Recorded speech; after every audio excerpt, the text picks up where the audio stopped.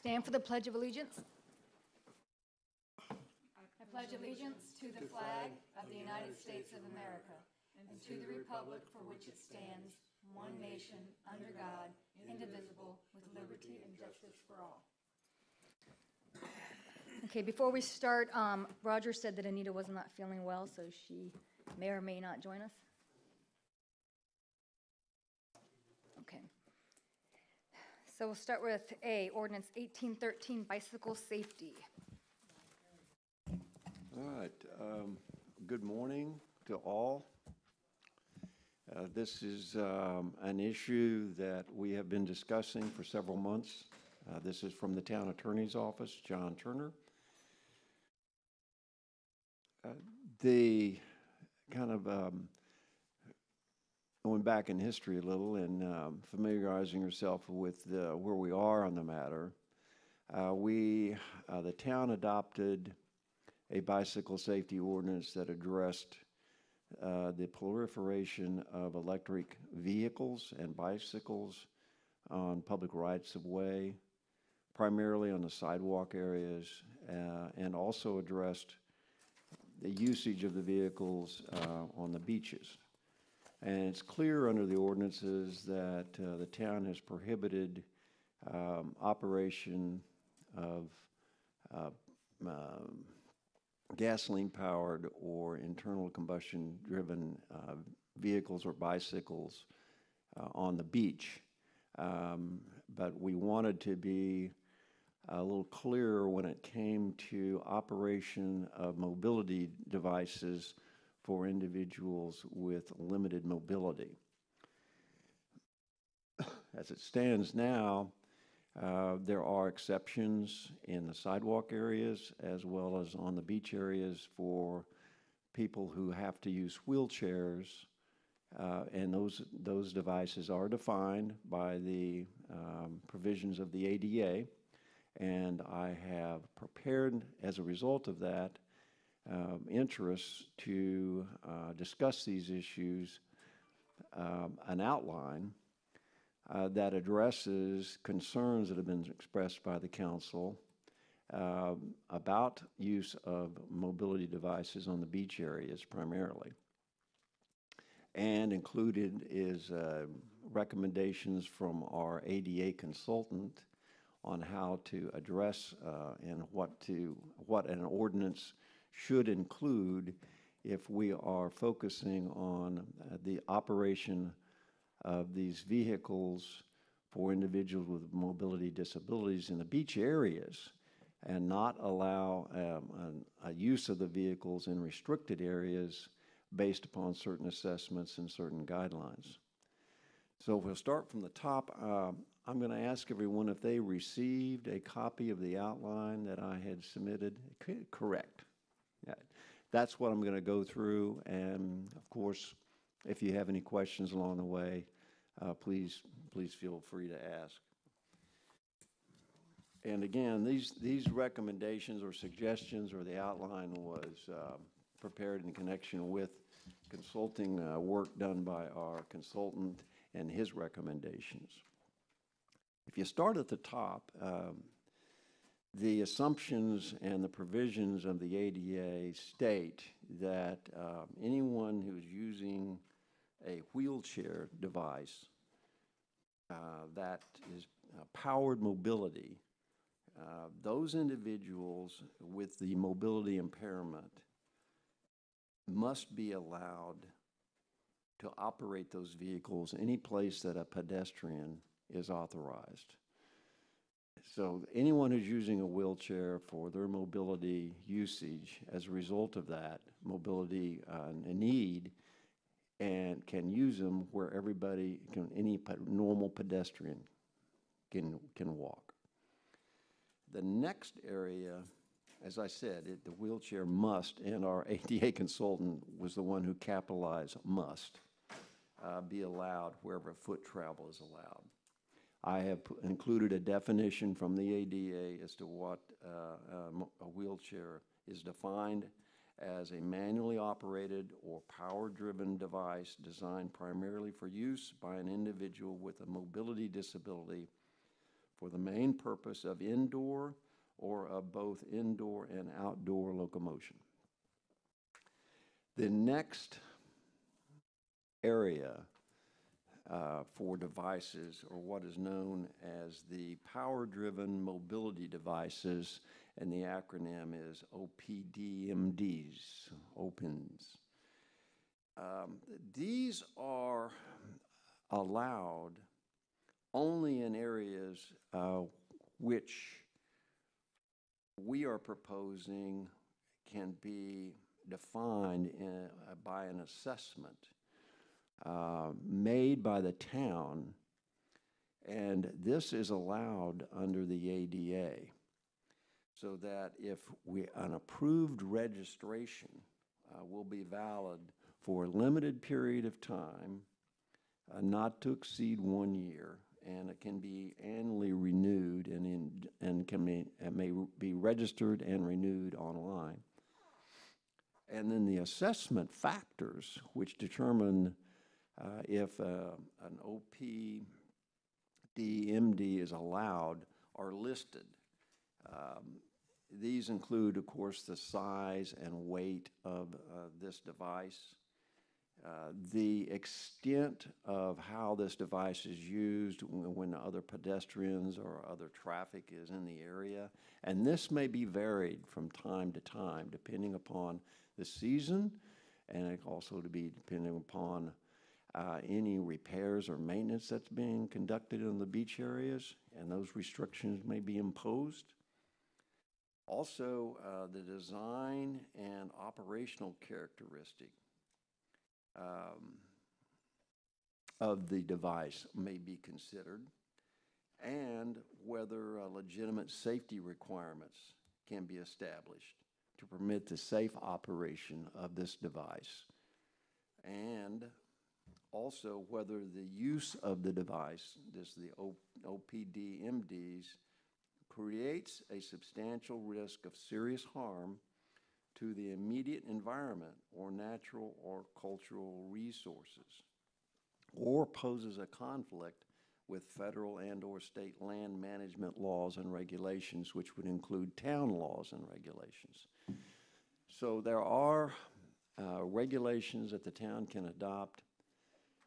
Usually the recommendation is we include the general assessment factors in an ordinance, but allow application of the ordinance to individual applications, so that anyone who is applying for use of an OPDMD on the beach area will be questioned and be determined whether that device should be allowed and permitted on the beach area. Our consultant also suggested that the OPDMDs be limited due to one of the following conditions: the weight, size of the vehicle or device which is being requested to be used, the current area or trail conditions such as the beach, whether it's under construction or under maintenance, the speed potential of the requested device, and when the use of the device would create a safety hazard to other users. That goes along with the time of year when there might be, of course, during season, when the use of the beach area is usually at its maximum, and also may be restricted during of use during special events. The guidelines that have been recommended is that the registrant or the applicant shall not use the device in a manner that abuses the resources. That's number one. That the registrant or applicant is allowed to use only the device that is listed on the registration. That no person or persons other than the registrant or applicant is allowed to use the device. All operators of the devices must meet state requirements and follow all state laws related to the type of device being used. Then a maximum speed of 5 miles per hour shall be observed when other users or persons are present, and a 10-mile-per-hour maximum limit shall be observed at all other times. Then I indicated that registration applications may be downloaded from the town's website. Then number 7, the general, the electric personal assistance mobility devices, which are the Segways, and the electric assisted bicycles and electric powered scooters, things of this nature, may be used by a person with a mobility impairment on the beach. But these devices may only access, that is, the ingress and egress to the beach at designated locations, and travel to the nearest hard sand area between the mean high water mark and mean low water mark by the most direct route. Then these devices may not exceed 5 miles per hour when other users are present, and 10 miles per hour maximum all other times.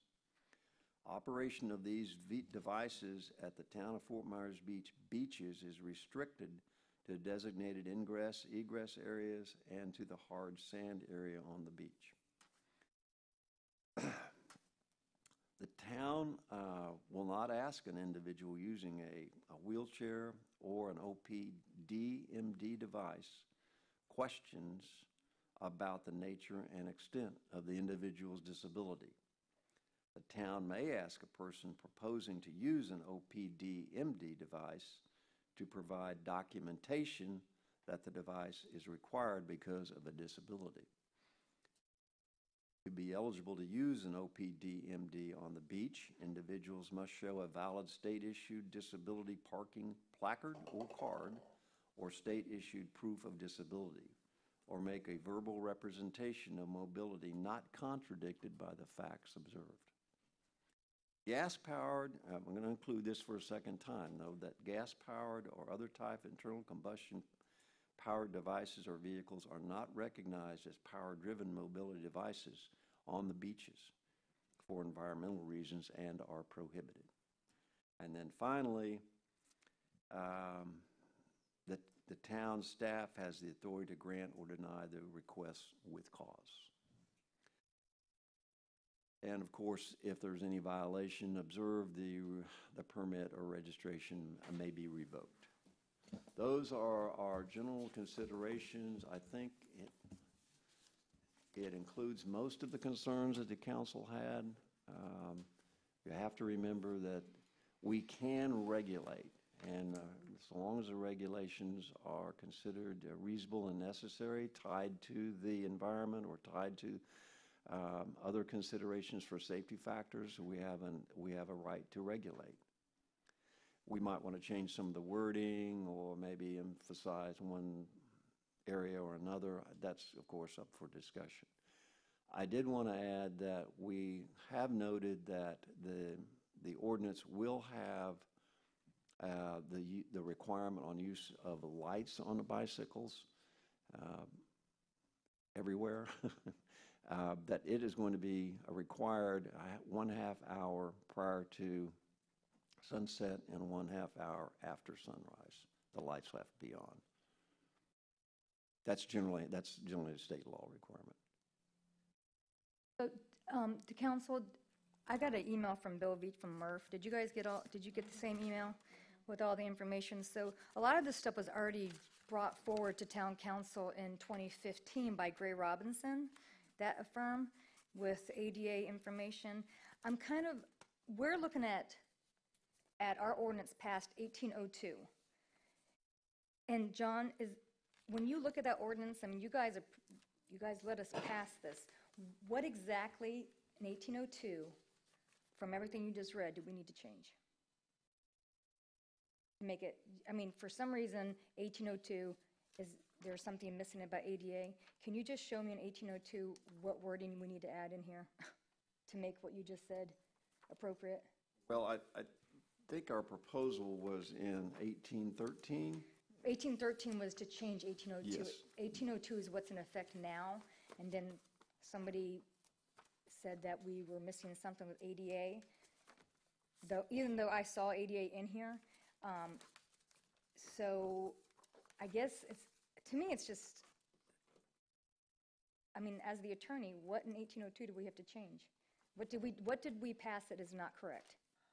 I don't think there's anything we pass that's not correct. I think it's all correct. This is more of addressing particularly issues that have been arising on the beach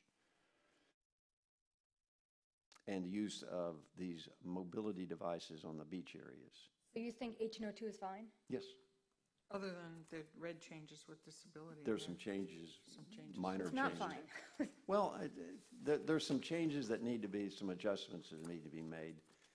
But it was my understanding that the council is interested in addressing, be more comprehensive so that it's clearer.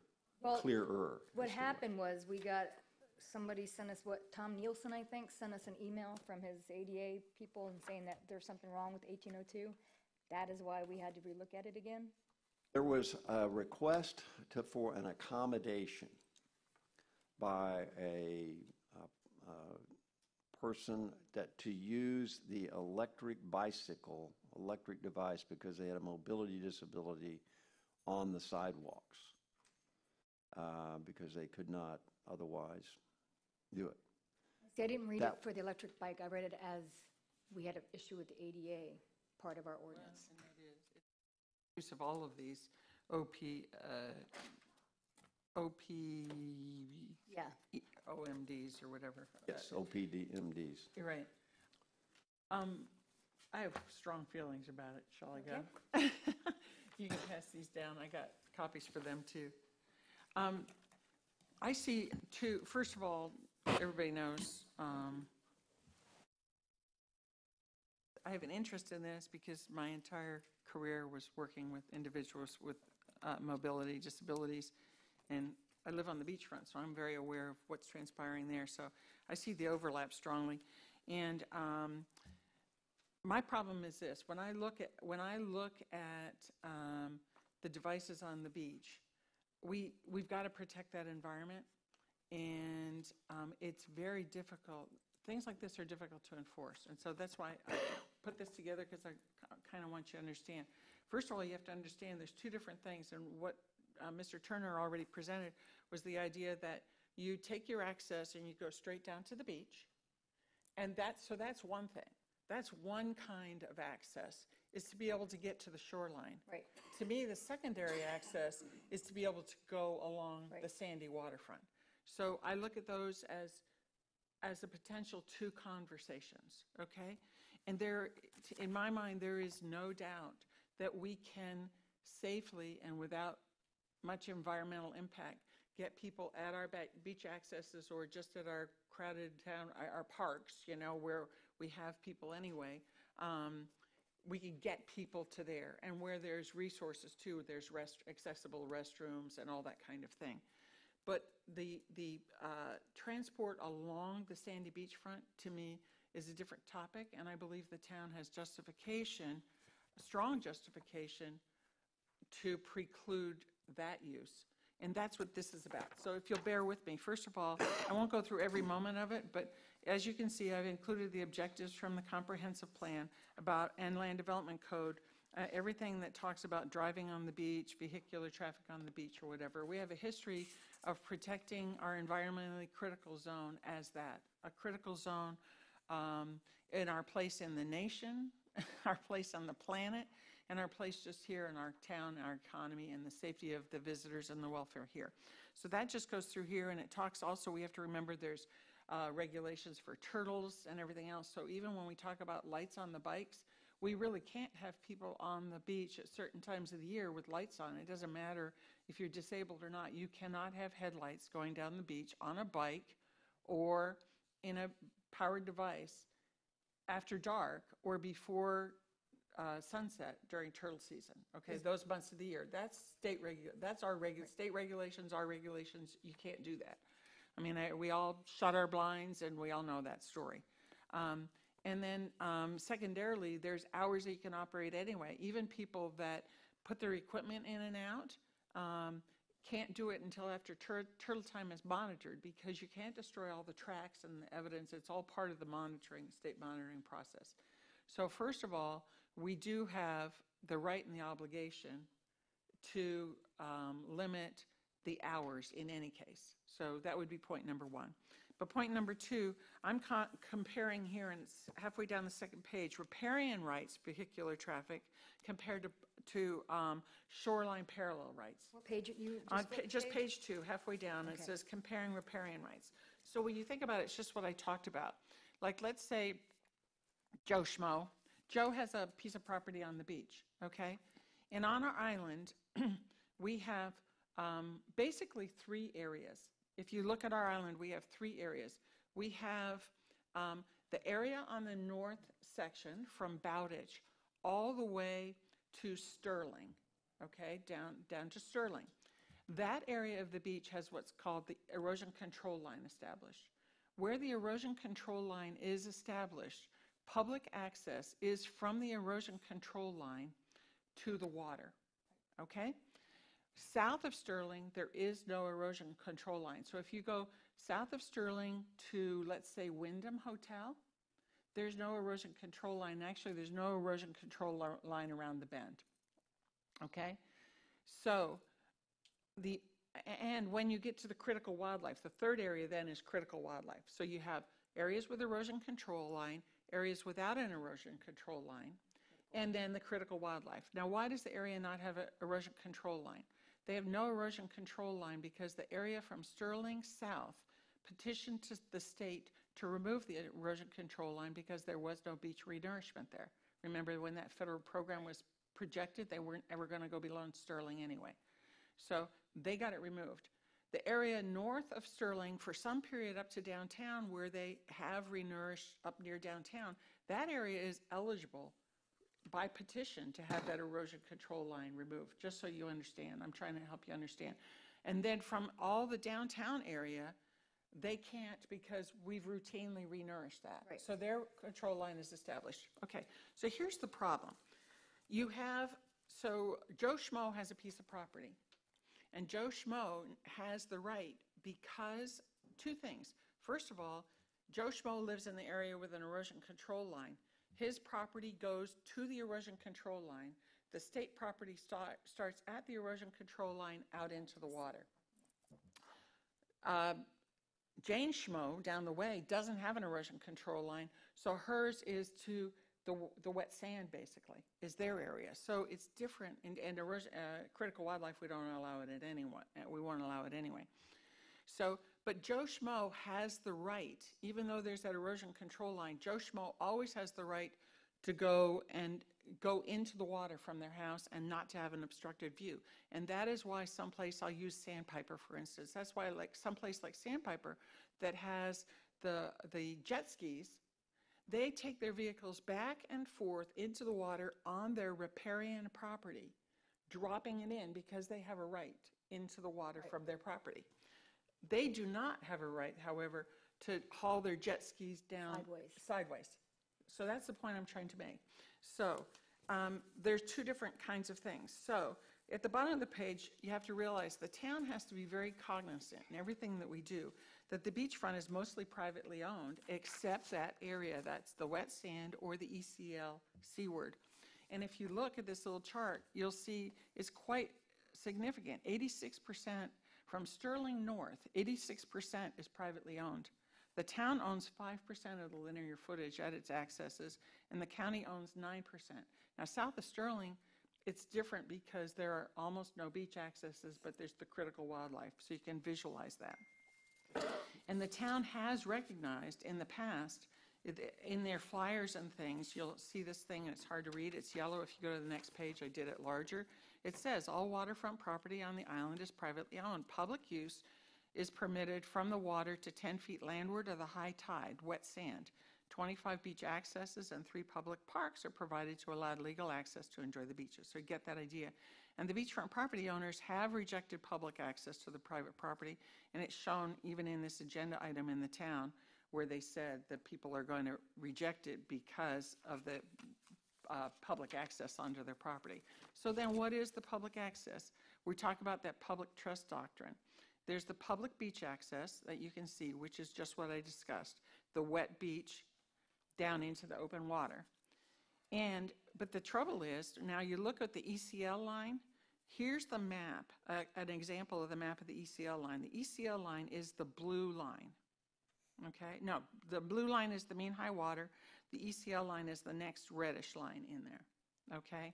It's hard to say, except the ECL line was established for a beach renourishment project. It was a 19-year average. It's confusing. But the big trouble is, this is it. This is basically, I want to pass this down real quick.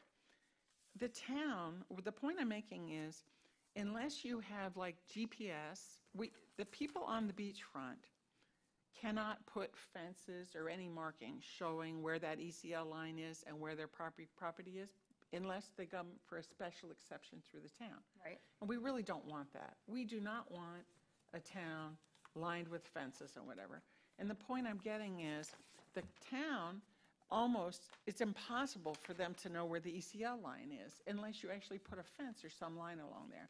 So how is it that the public comes to the beach, knows where they're allowed to be? The only way is to say the wet sand, because anything other than that, like in Times Square, it is the wet sand. There is no other space. So the point I'm making, I'm trying to make it where we don't do something that either infringes on property rights or makes it impossible for us to enforce it, okay? Here's the other issue. You can imagine that the people who own the property on the beachfront are very concerned from a liability point of view about trespass on their property. So I show you pictures here. You see example of trespass on private property. This is a big picture showing how wide the beach is, but if you look to the far left, you see the wheels in the sand. Yeah. See the little wheels in the sand? That is nowhere near the ECL line. We get complaints about this all the time. This was Tuesday, when did I take these? Wednesday morning. Yesterday morning, I took these out on the beach, and it was a town vehicle that went speeding by so fast I couldn't even get a picture of it, way up there, okay? It's just the reality of it. And what's worse is then you get to the next page, and this is actually a picture of one of our beach accesses. It's Sterling, isn't it? That it happens to be Sterling. But we have others that are like this. And the fact is, they're beautiful beach accesses. It's what the town wants, are these vegetated sand dune beach accesses with walkovers. That's what the comp plan wants. But the trouble is, how do you get motorized vehicles in and out of these? In other words, you can't have our comp plan and environmental things and motorized vehicles at every access. I'm just making a point. Even for our town vehicles, you'll see the tracks. The town vehicle goes to collect the garbage, and you notice they go diagonally. They go up through somebody's private property and then go to the right to try to get out at the beach access, which shouldn't be occurring. That's dealing with the town. But my point is, you cannot get powered vehicles in and out of every access. We are going to have to choose where on our island we have the accommodation possible. And you notice in other communities, that other information that had come from Gray Robinson, for instance, from Miami or something, other communities routinely do this. They say these are the locations where it's accessible. So that's the discussion to have. We need to pick which locations are possible and make sure those are listed and marked. And that's the part of this way toward the beach, okay? Now the part of this way along the beachfront. If you don't say just on the wet sand, you have almost no way of enforcing this. And I shouldn't say Just on the wet sand that they could traverse. So I'm just defining where people could traverse with a powered vehicle. To try to say more than the wet sand, there is no way to enforce that without people getting on people's private property. And I can just tell you, people on the beachfront are not going to tolerate golf carts and mobility devices and everything going across their yard and having the liability of that. That is not fair to the beachfront property owner. You just can't do that to them, and it's not going to fly. So now we've got the area along the wet sand. Now let's think about Times Square in season. Can you imagine golf carts? You can hardly walk through there. It's so congested. Can you imagine individuals with golf carts and powered devices? It's a safety issue there, and it's an environmental issue in other parts of the beach. And this is what I'm talking about. There is significant environmental and safety concerns with regard to this traversing the beach along the wet sand. I think that there is justification for us to do a program that's accommodative to the beach, but not along the beachfront. And I believe that we have the evidence, the environment, and the safety concerns to justify that in our community. So I've listed a couple of things. We all received this at some point, which was an assessment of habitat and disturbances of migratory seabirds of Fort Myers Beach. I have so many articles on migratory birds are just being killed off in the world because they have no place to come and settle anymore. We have many varieties of imperiled and protected bird species on our beach that come to nest. And they fly here from thousands of miles, hundreds and thousands of miles, and they come here to sit on the beach and rest and get fat, basically, okay, so that they can survive. So this is our list of birds that comes from one of our island biologists. Now look at the next thing. How can we safely, this were pictures taken yesterday on our beach. Now we haven't even had any storms recently, right? Look at how the beachfront changes. This was yesterday. This is the wet sand area. You can come in the morning, like I'll go for a walk one day, and then the next day it'll look like this. There is no safe way to guarantee. Now somebody would come this far, and what can they do? Go in the water with their electric battery, their $1,000 device, which is not allowed to go in the water, or leave and cross the ECL line onto private property, which private property is not required by ADA to comply to these things, let alone to allow the trespass. So look at the next one. This is just along the shoreline. Look at the shape of the shoreline here. It's almost impossible to safely have a path. This is not a stable path. It's not like Matanzas Preserve or a hiking trail in Bay Oaks or something. The shoreline is not a stable. Now look at the next one. I got up the next morning and somebody must have had a big party. There were sandcastles the entire, and deep holes, Doug, the entire length of the public wet sand. Once again, you're actually not supposed to dig and leave holes, but it's almost impossible to keep up. That's where children play. That's where children play, and these areas are packed. So the point I'm making is this. These are the issues as I see them with regard to us allowing powered vehicles along the waterfront laterally. Not this way. This way, no problem. We can define our spaces and safely provide it. But the other way the issues are this. The town comprehensive plan restricts them on the beach to prevent beach damage and damage to the dunes. Number 2, the public access wet strip is a fluctuating, sensitive ecological environment highly populated by wildlife, children, swimmers, and fishermen, protected by a comprehensive plan and state and federal regulations. Number 3, the public wet sand area is not a stable pathway for vehicular traffic. It is subject to daily change by tidal action. Powered vehicles veering to avoid blockages endanger others. The wet sand and rack lines serve as the feeding and resting ground for migratory and protected birds. Powered vehicles disturb the imperiled or protected species on Fort Myers Beach. Vehicular traffic compresses the sand and increases erosion on the beachfront. There's a lot of statistics on that. Beachfront landward of the wet sand is privately owned except for the strip along the Gulf front that might be ECL, which you can't define well. The town beach accesses that are normally 40 to 50 foot wide strips, and the county parks at Crescent Beach, Lynn Hall, and Bowditch. The town does not enforce its written vehicular policy to keep vehicles off private property. In other words, the town has enough trouble trying to regulate its own vehicles, which is another topic that we're working on. They're working hard on it. But they do not have an effective means of enforcing public access limitations as per state regulations. There's a state law with regard to the ECL and who owns the land. And the town's not really able to do that. It can't post ECL boundaries to prevent trespass on private property. The town has prevented property owners from marking with signs and bollards their own property according to the Land Development Code. That would require special exception, and we do not want to get in a thing where people are having to mark their property on the beachfront to keep people off. That would not be attractive, and it wouldn't be the essence of what we want in our community. And then private property owners do not have to follow ADA, so they should not have to allow these vehicles to veer onto their property with title and other changes. And the town has the right to create regulations that protect the safety of beachgoers and protect the protected species and critical environmental assets. And I just ended with the Marine Resources Report.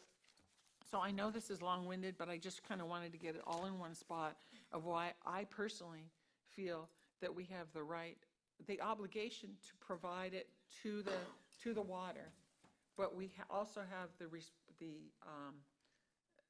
legal right, and I say the responsibility to the environment to protect vehicular traffic laterally along the beachfront. So.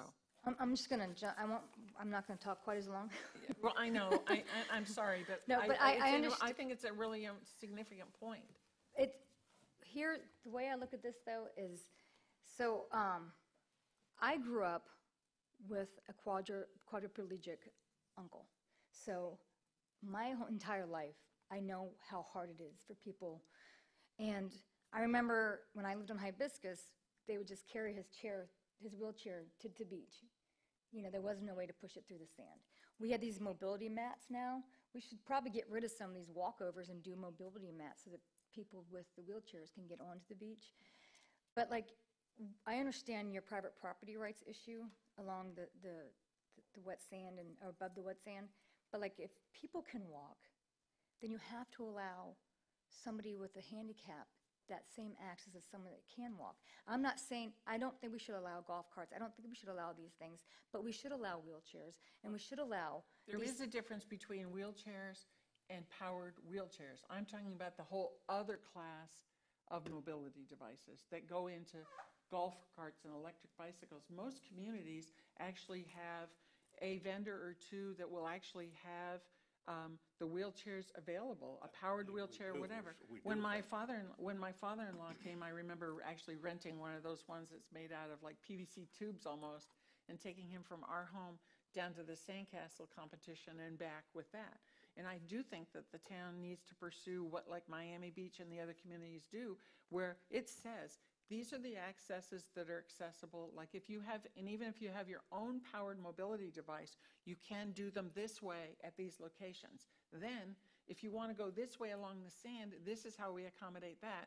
And you can get a powered wheelchair or a manual push wheelchair at these locations if you want to traverse laterally. And those would be some limited locations then where that would be offered. And I believe that we can legally accommodate people in that way and provide the safety for other beachgoers and allow it to be enforceable and protect our wildlife and our beachfront, which is really the critical aspect of this.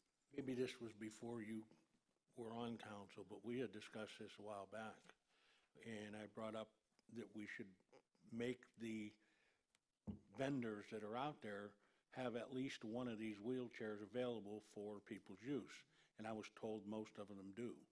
So they have them out there, and I had mentioned we need to put that at the beach access on their sign somewhere, giving the locations of where they can get these. And they weren't renting them at that time. They were supposedly allowing people to use them. Now, where that's gone from then, I don't know. But I know I brought it up because I had somebody ask me personally, they had somebody in a wheelchair. Yeah, my understanding was that there were at least one or two locations on the beach, but you make a really good point, and that is, and at the north end too, we just talked about this with Lee County, we haven't indicated on our signs which is wheelchair accessible or, or disability accessible, right, which could be power mobility, which could be whatever, and define those things. But you make a good point that part of this is the education and making sure things are clearly that Like I are said, clearly right on, marked. you know, before you go onto the Right. access, they have them signs there. Right. Some of And them with have, you regard just to, Wait, get on there. I'm going to take issue right now, because if you've got 20 accesses on Fort Myers Beach, however many you have, you're going to say that if you're in a wheelchair, you can only use 3 of them? That's No, ridiculous. what I'm saying is, we put on there where the free wheelchairs are available Free if somebody wheelchairs, needs but I'm them. talking about the access should be allowed for everybody. Well, it should, I agree with you there, I'm not saying that, that's not what I said. but can I ask, John, my understanding is that access by law is supposed to maybe every quarter, I'm not sure. There's some distances. I don't think that it has to be at every access, and I'm not sure that that's possible, Tracy, when you look at them, because we have problems with erosion on the beach, too. We put in the dunes to stop the street water and some of the streets. If you look at, you have to look at the angle of each street and the stormwater drainage, because a lot of them, we've added the dunes and the vegetation because we're trying to stop the stormwater also from draining onto the beach. They were really eroding. I understand, but even like when you have a restaurant, if you're going to remodel your restaurant, you have to put an elevator in to make sure that a handicapped person can have the exact same experience as someone who is not handicapped. Do we currently have a list of where we have Moby mats and where we don't? Like how many have them? I don't know that we publish a list per se, but we have certain locations that are ADA accessible, you know, and we have an evolving program to try to get all our accesses to that level.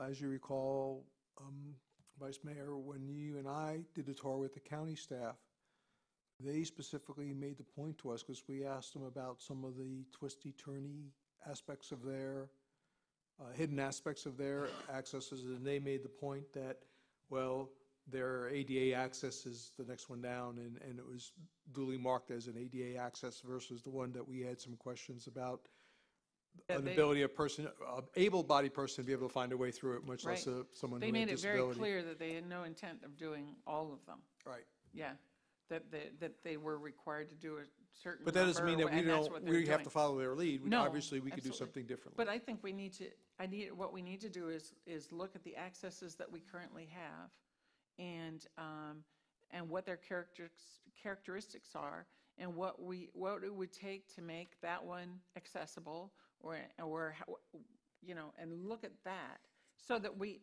can get as many as we can accessible to the water. But I also think that we're going on a different, we have morphed trying to fix our ordinance from what do we have to do to fix 1802 to make it right, into now what beach accesses are we going to use? I mean, this was supposed to be to talk about 1802 and But fixing it. But that's the essence of 1802, is defining, because otherwise, with this, anytime you change the ordinance, if you don't define very clearly what it's going to be, you can't word the ordinance, number one, and number two, you can't enforce it. And that's the point I'm making is, right now, if you just say that they can go wherever they want, it precludes all this information that I'm talking about. You can't just put a simple statement in there. It's larger than a simple sentence.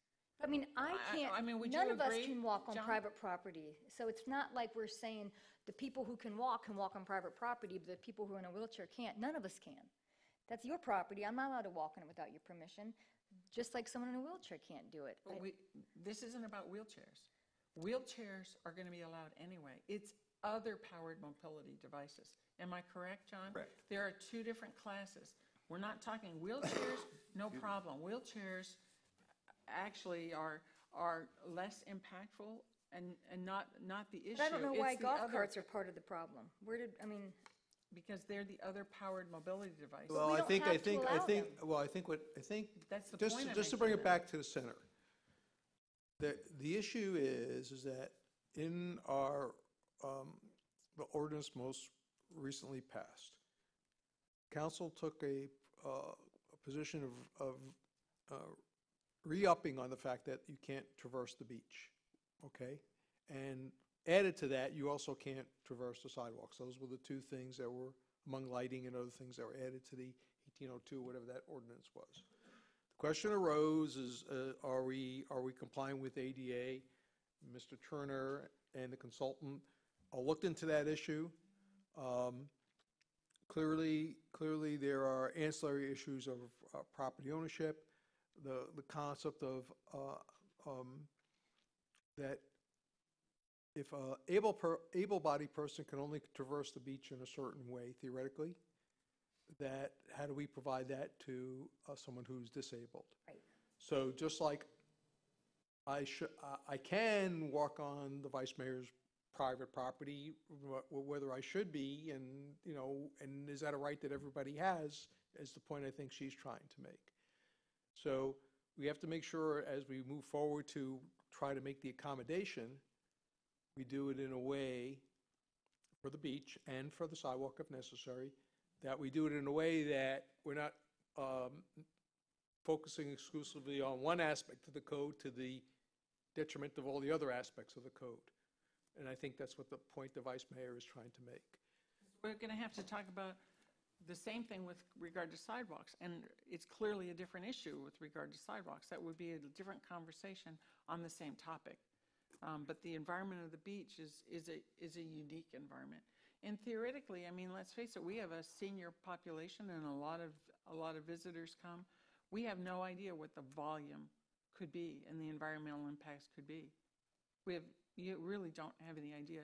And we really have justification to categorize, to have a very fair and good and full disability policy where we allow the wheelchairs and power wheelchairs along the water Right. and to the water this way, but the other powered mobility devices just go this way, back and forth. They don't traverse this way because of the impacts. Don't forget, the regular wheelchairs and the powered wheelchairs are not only slow, but they have somebody else with them.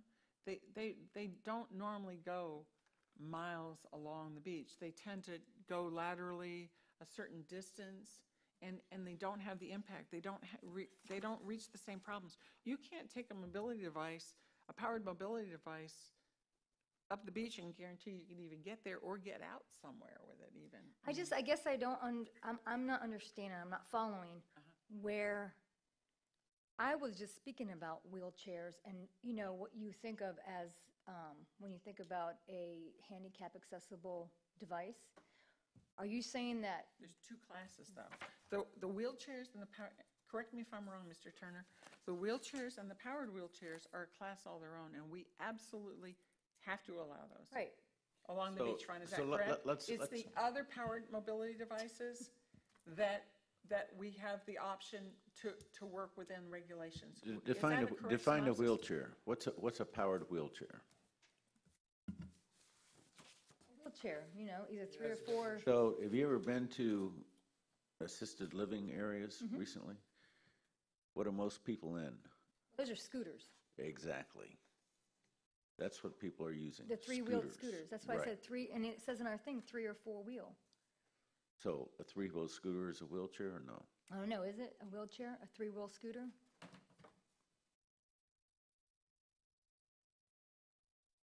That's an argument.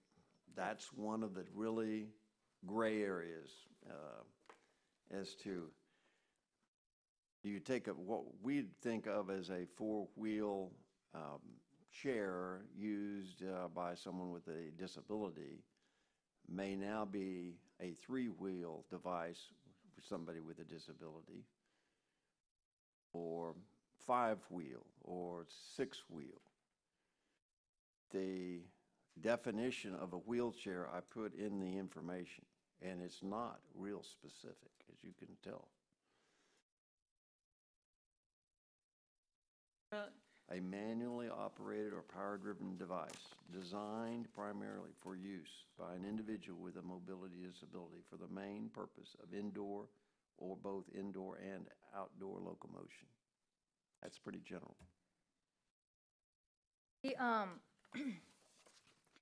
John, I don't know if you agree with this or not. Let's see. This is from our old legal counsel that said, wheelchairs and manually powered mobility aids are allowed anywhere foot traffic is allowed.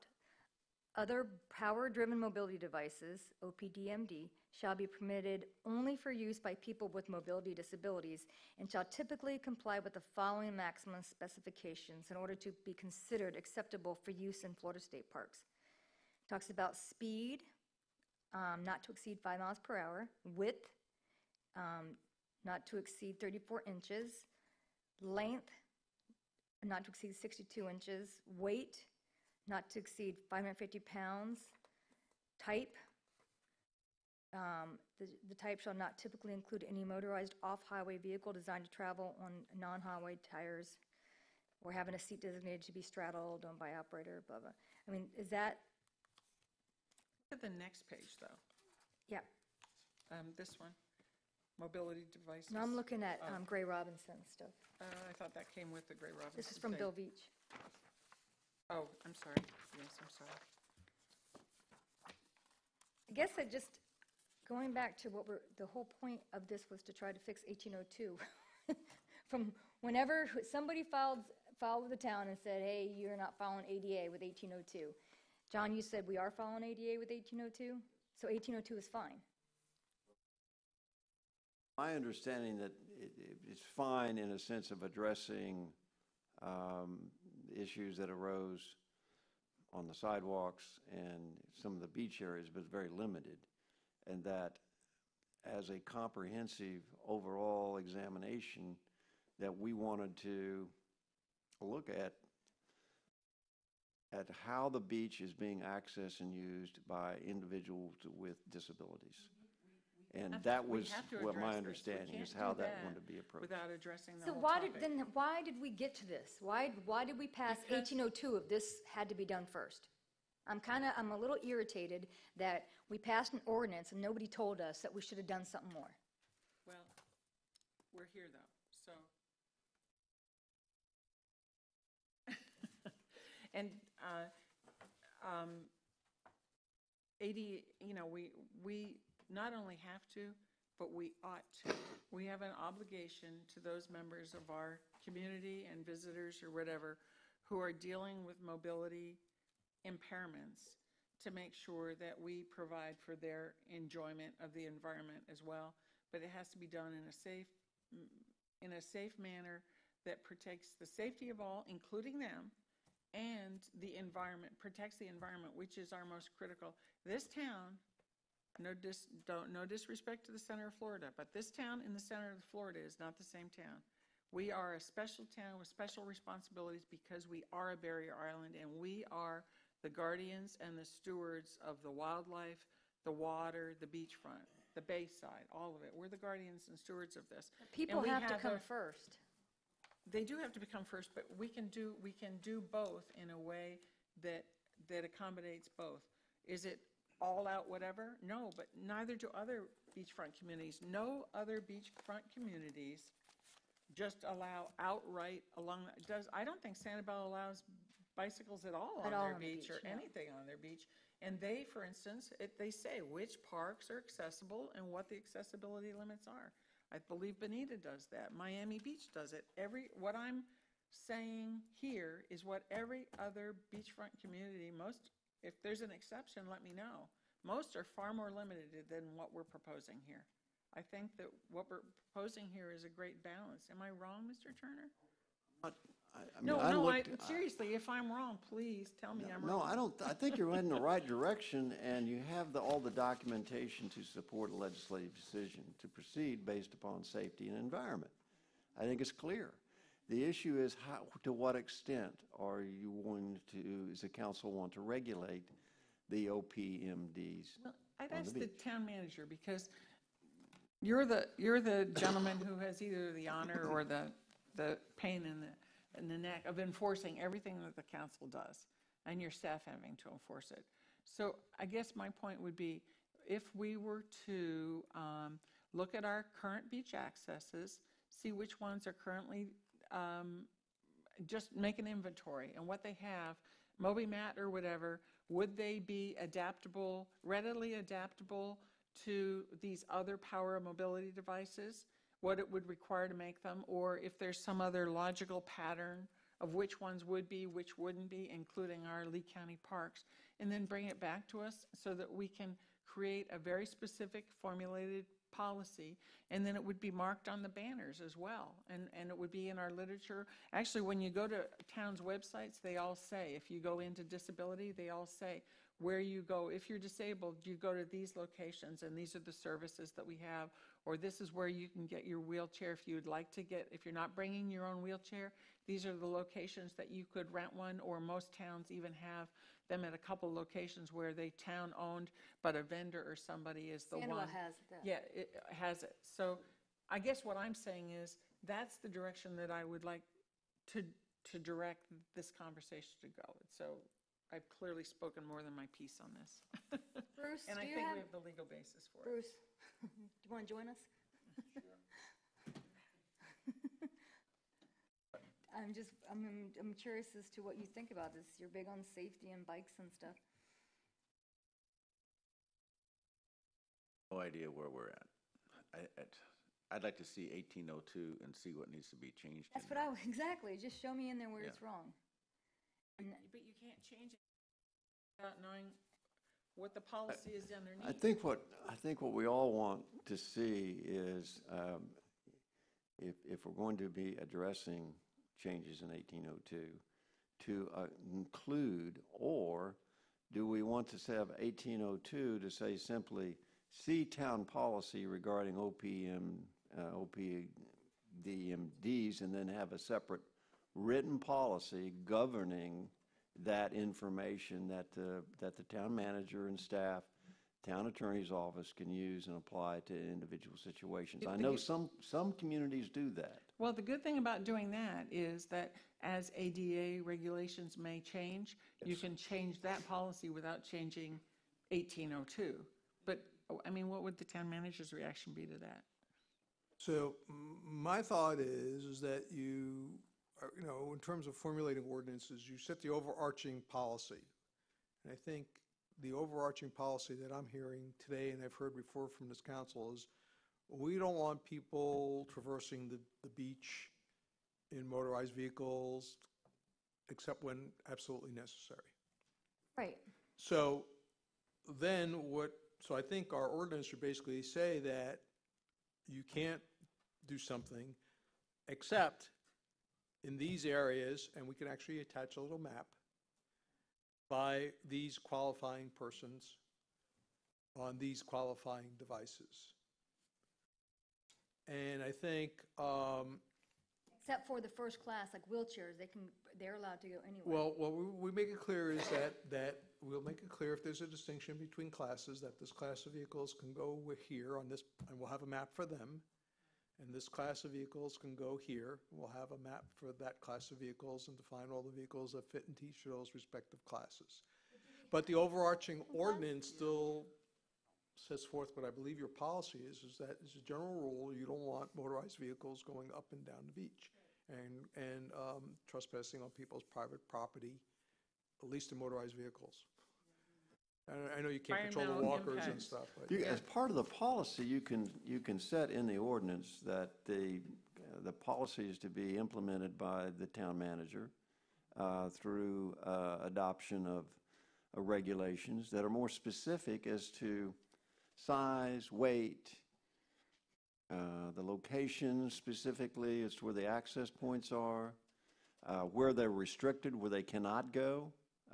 Just like south of Sterling and north of the Lani Kai, because that's all such a restricted area, safety factors, things of that nature, and resources. I mean, and let the town manager carry out the policy as determined by the council. Yeah, I think that it probably needs to be island-wide other than the critical wildlife area, because it's very hard to break it into pieces. And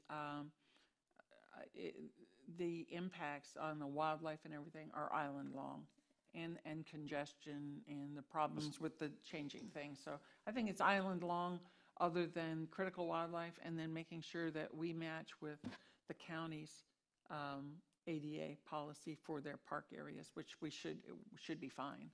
I'm sorry, I misunderstood then. I thought you were concerned about the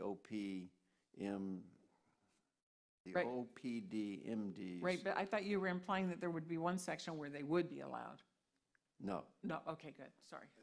I was under the impression that you didn't want allow them on the wet sand. That's correct. At any location. That's correct, I'm sorry. I was under the misheard you. impression that we were going to talk about bicycles today in 1802. Which is what they said. Bruce, I'm just going to read to you the one part on 1802. It says, Section 28-84, assisted bicycles prohibited. No bicycle having any type of helper motor and having 2 or more wheels shall be driven upon any public sidewalk, path, or beach. This section does not apply to motorized wheelchairs having 3 or more wheels. Electric scooters and all types of motorized mopeds are prohibited. John, you said that was okay. Yes. So we're good there. Vehicles prohibited. No person shall drive any vehicle other than by human power upon any public sidewalk or path except for authorized government personnel, emergency vehicles, and special mobile equipment for repair and maintenance of the sidewalk areas. This section does not apply to motorized wheelchairs having 3 or more wheels. Electric scooters and all types of motorized mopeds are prohibited. That's But okay, No, but the right? new one, though, Wait. Is that okay? But that's not the new one, though. No, I'm reading 1802. That's 1802. This is the one that's in effect right now. Yes, okay. The issue came up as to the use of a two-wheel electric bike to accommodate someone who was disabled, have a mobile disability, mobility impaired. That was the issue that came up. And that was the complaint that was going to be filed, and that's what we addressed. Taking that a step further is, how are we going to address this explosion now of electric devices that are coming our way, and to treat, how are we going to deal with all of them? That's what the council, my understanding of how they wanted to deal with it. John, is 1802 legally sufficient? Yes, it's It legally is. sufficient, Legally sure. sufficient, okay. Madam Mayor? Yes. I think a lot of significant issues have been raised, not necessarily about 1802, but generally how we accommodate and educate folks who either live or come to our island with disabilities. I think we clearly need to find a way to let them know how the appropriate way is that they can avail themselves of our beach areas. I think, go ahead. It seems to me, in looking through the historical information, that Murph has worked on this in the past. Yes. And if today's mission has, as we sort of the circle gets smaller and smaller, is to how do we make the beach accessible to folks who have disabilities, but don't throw out all our other important concepts along the way.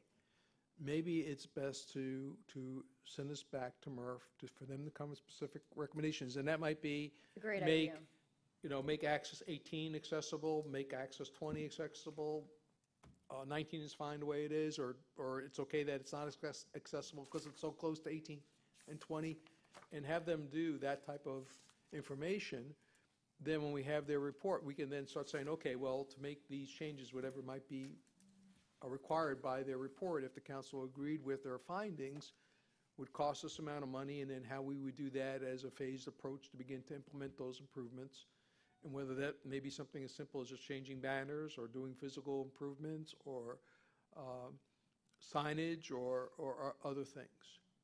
So Roger, when we did 1802, the whole point of that was because we were getting lots of complaints about these electric bikes speeding up and down the beach and speeding up and down the sidewalks, hitting people. And so that was the whole point of 1802, for public safety. And then it was never intended to harm anybody who had an ADA issue. That's my understanding. Right, so I think sending it to Murph, a comprehensive look at ADA, not just just for everything overall, with an ADA, who's the guy that we used for ADA? The consultant? The consultant, I lost my word. If we could use the ADA consultant to work with Murph on a comprehensive study of all of the island ADA, to make sure that we're Well, I compliant- would give them a focus of the beach Beach access and- accesses for now, and then Them if do you the want to work. expand it to other town agree. facilities So later, just but let's, beach accesses Yeah, I and agree. beach. let's keep Because it that's the narrow. reign of Murph, yeah. Because if it were, for example, to look at the ADA accessibility at Bay Bay Oaks, Oaks, I would right. have them work with the Bay Oaks. Or Mound House, or, okay, I got you. Right. Okay, so 1802 as of right now is fine, though, and then we'll have Murph work on, Well, that's what John's saying, and I think, it's important that this get on the record.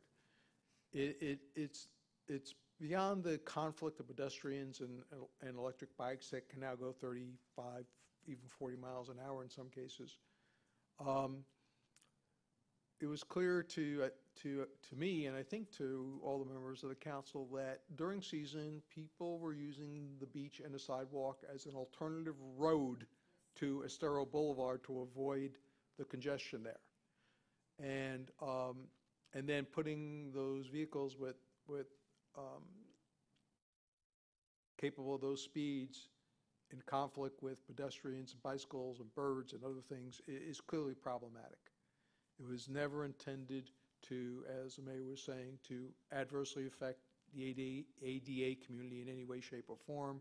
But now that that issue has been raised through the town attorney, it's appropriate for us to take a look at it and be sure if there's an opportunity for us to be doing something better, that we do something better. I'm sorry. But we have 1813 in here, though, and that was one issue of it, but there were two other questions in here. Do we want to answer those while we're at it? you know, but we kind of ignored Is that what you were gonna say? 1813. So 1813, go ahead, Bruce. Which two are you referencing, the lights?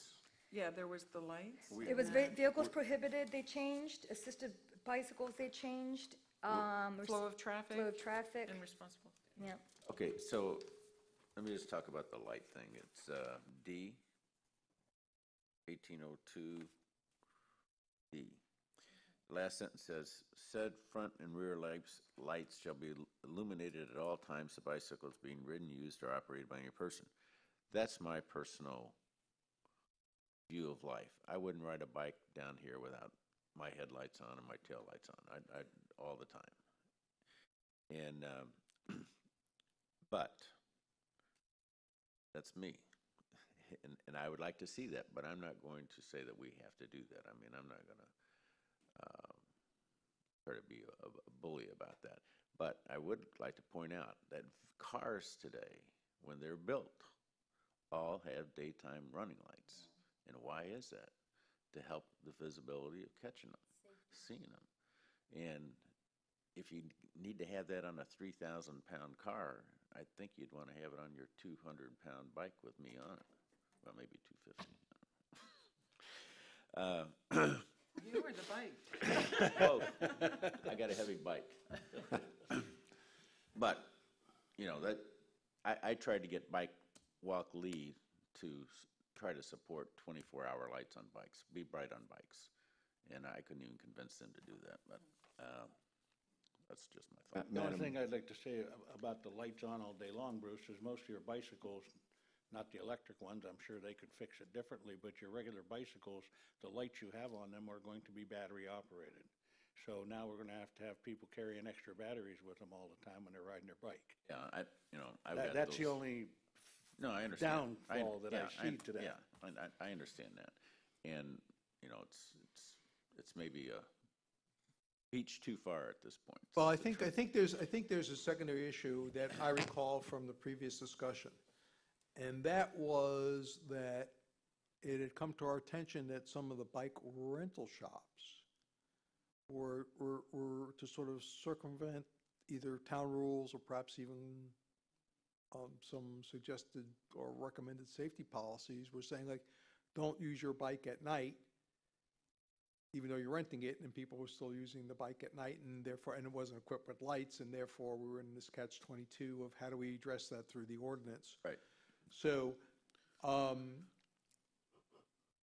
don't know if it's worthwhile to give some thought to, and maybe ask public safety or whatever, to look at this issue from the standpoint of, if it's a rental bike, maybe they should have a little generator that goes on the tire that generates a light at night, because who knows what hours of the day that's going to be operating, whether that should be differential from a personally owned bike or not, I don't know. Or whether we should just accept that, we'll just do our best and to move the dime by saying, well, we'll just start with, an hour before sunrise and an hour after sunset and see what happens from there. It's not a state law, though, the light has to be on the bike? Yes. Yeah. I know, my girlfriend got pulled over You know, for, Well, I Not having I always err on the side of safety. I mean, what function is council if not, and, for safety for our visitors, our residents and everything. So I would say a set of batteries, a human life or big major injury is no comparison to a set of batteries or whatever, and that people do have the option of getting something that generates power for that. And the only other thing would be that during turtle season, if you're riding a manual bike on the beach, you cannot have lights on, and we need to. that's another question, if you want to refer this to committee, is do you want to ban bikes on the beach? That's an issue for discussion, maybe at another meeting, but. I'm not looking to ban bikes on the beach. But I mean, like you said, if that's a discussion you think we have to have, I'm not ready to go there today. Well, I think, one of the things that I've been saying is, we have a robust number of committees. And one of the functions of the committees is to work out issues of community concern for town council and bring you recommended solutions. So this may pose another opportunity for you to avail a very good, a very knowledgeable committee to look at this issue and give you some feedback whether or not an adjustment is warranted and what that adjustment would be. I would also, John, I like that idea, by the way, Roger. 2884 section,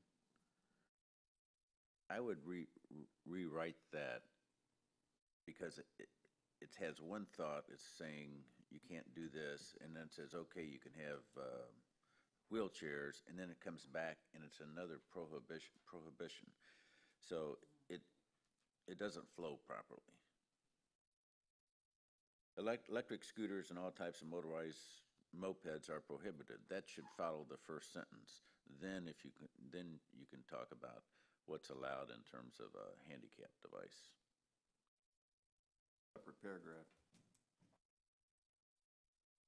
Hannibal has it written good too about what they're, just like what you're saying. And then, Yeah, and with regard to bicycles on the beach, I'm not looking to banning manual bikes on the beach. We are having issues with the powered bikes. I mean, people who ride bikes on the beach a lot know a couple things. Number one, you can go somewhere and not necessarily get back because of the tide, and then you have to go out to the street with it on your way back. But number two, unless the wind's behind you, you're only going a certain speed. And when the kids, I'm telling you, children just run out in front of you, they don't look left or right on the beach. They're going to the water with their bucket, and nothing's going to stop them. The powered bikes that go by now are going 30, 35 miles an hour, and that is dangerous, and that's my concern. they better not be going on the is the beach, they're not powers. allowed to. They do, all the time. I'm just telling you, they do all the time, and that's Even now that they're not allowed? Even now, Oh, yeah. what are you gonna do, have a policeman there all the time? I mean, there's just, there's only so much patrol you can do, and then everybody complains there's too much patrol, right?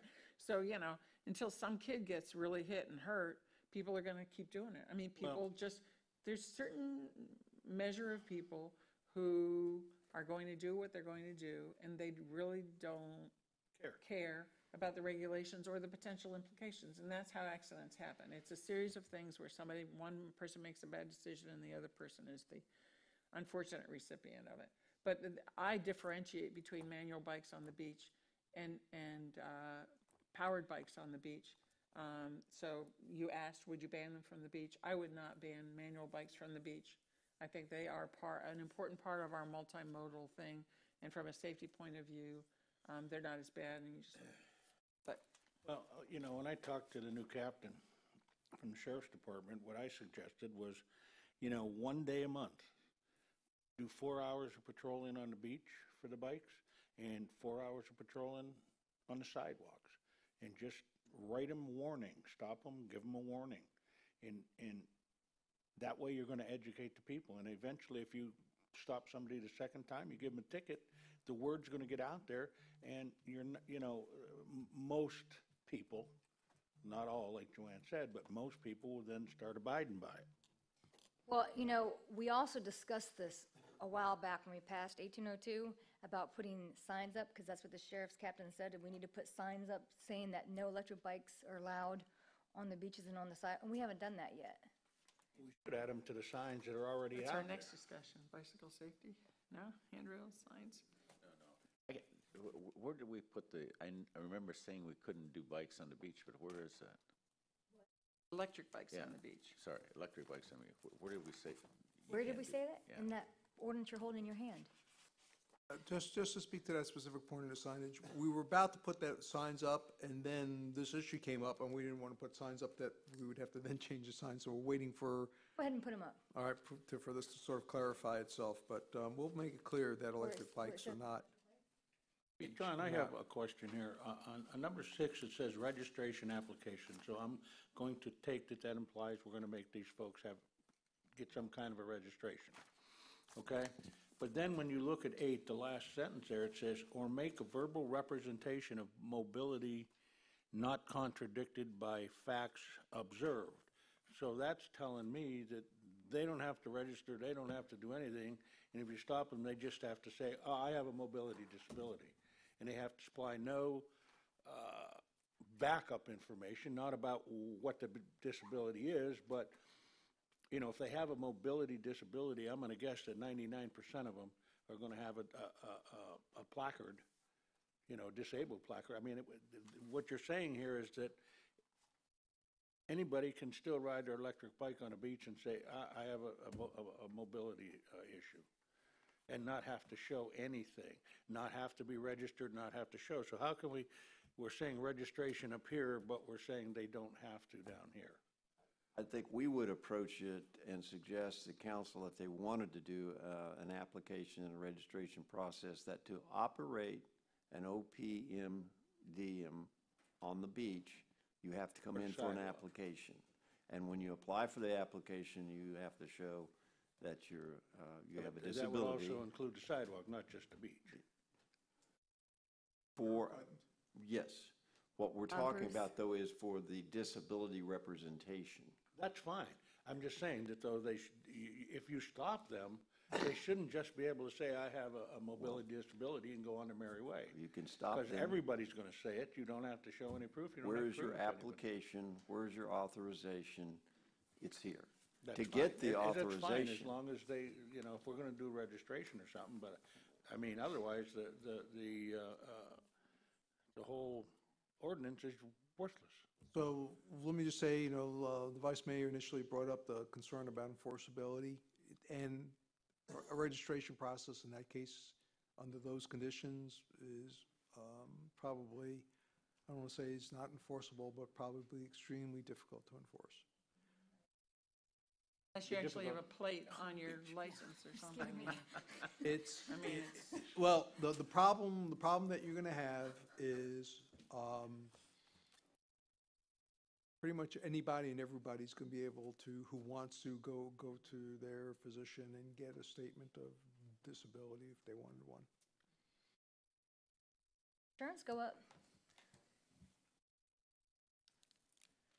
I don't know. I mean, we're going through all of this, and if all you have to do, if you get stopped, is raise your hand and say, I got a mobility disability, and not show or prove or anything, Well, anybody can do it. I think that was one approach that the town attorney was taking as a potential solution.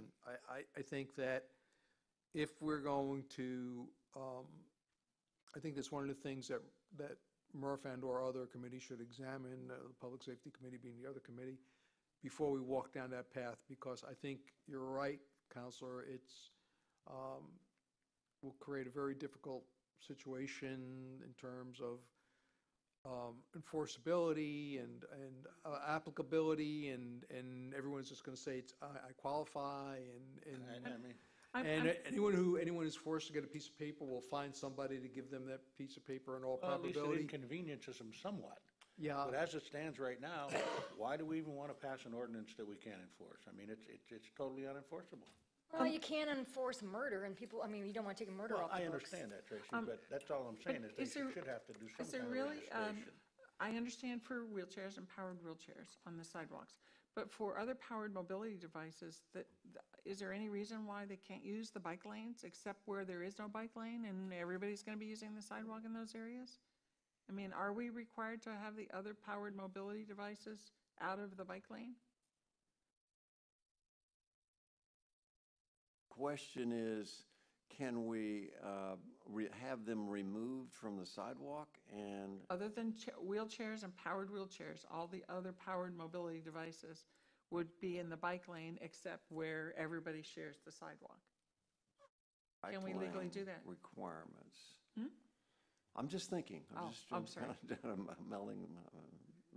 molding it over, that if you're removing the OPMDs off of the sidewalk into a bike lane where one is provided, I don't know, I have to think about that, but Right, it with might an be, it electric might. bike. Because why are, if you're using an electric bike because you're disabled or using an electric bike because you do not have a motor disability, how is the function of the bicycle any different? Different It's from still- anything else, that's It's right. still a transport. I mean, you're either able to balance on an electric bike or you have a disability such that you use a different kind of mobility device.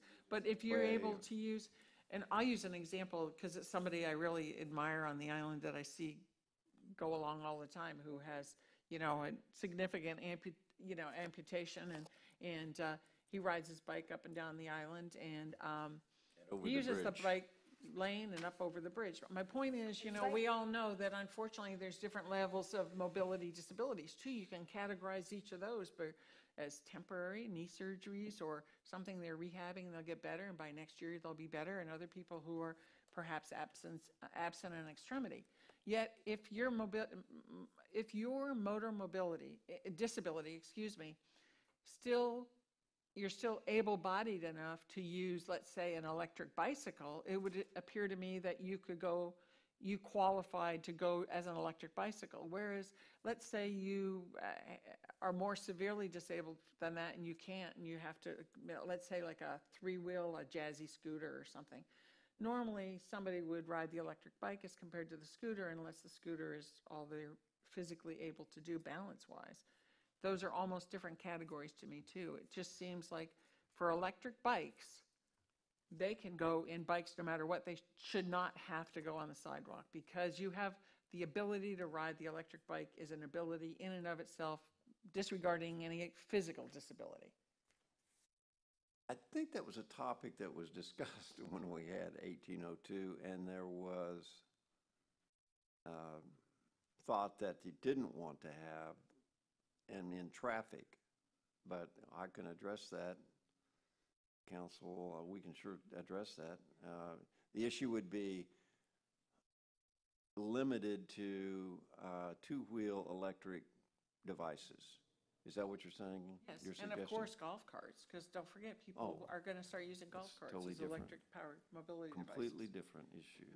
Okay, so the they're idea is different we're gonna kick this back to one of the Well, groups, the whole right? comprehensive part of the beach, using the beach accesses and stuff for ADA. But 1802, they said is okay, sufficient.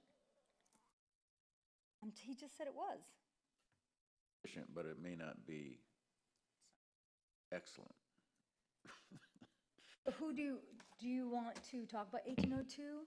I think the bicycle issue, Madam Mayor, should be looked at by the Public Safety Committee, and the ADA accessibility on the beach should be looked at by Murph, and So is take that a the- look at it in the context of 1802, in the context of 1818, is that what you, 1813, the information that Murph already put on record, the information that the Vice Mayor put on record, the information from the consultant, will make the consultant available to both committees to the extent they need the consultant to clarify issues, and come back to you with a recommendation as to what, if anything, needs to be changed. So, I understand that, and I think that's a good idea, except for this. We passed an ordinance, 1802. It was told to us that it was a good ordinance, it's fine. If the attorneys have worked with the ADA consultant, they've already got the information from the ADA consultant, can't the attorneys just review this again now with their ADA consultant and say, these are the few things that we have to change? I mean, why do we have to, the I'll let- bureaucratic tape to get stuff done is driving me crazy. Well, a couple things. One is that there's, This is a legal issue. well, it is, there's legal elements, but it's also a policy issue. And, for example, I But mean, we've set policy, Roger. The problem is No, hang someone on a is saying second. it's not legal. No, hang on a second. What I'm saying is that you all created an ordinance to achieve certain goals. Okay? The ordinance was written that way and achieved those goals. Okay? Anytime you do an ordinance, there's always going to be someone who's going to raise the issue, well, you didn't address my concern. That's what got addressed to the attorney. So we're now looking at the ordinance to see if there's a way to make it better to address that concern.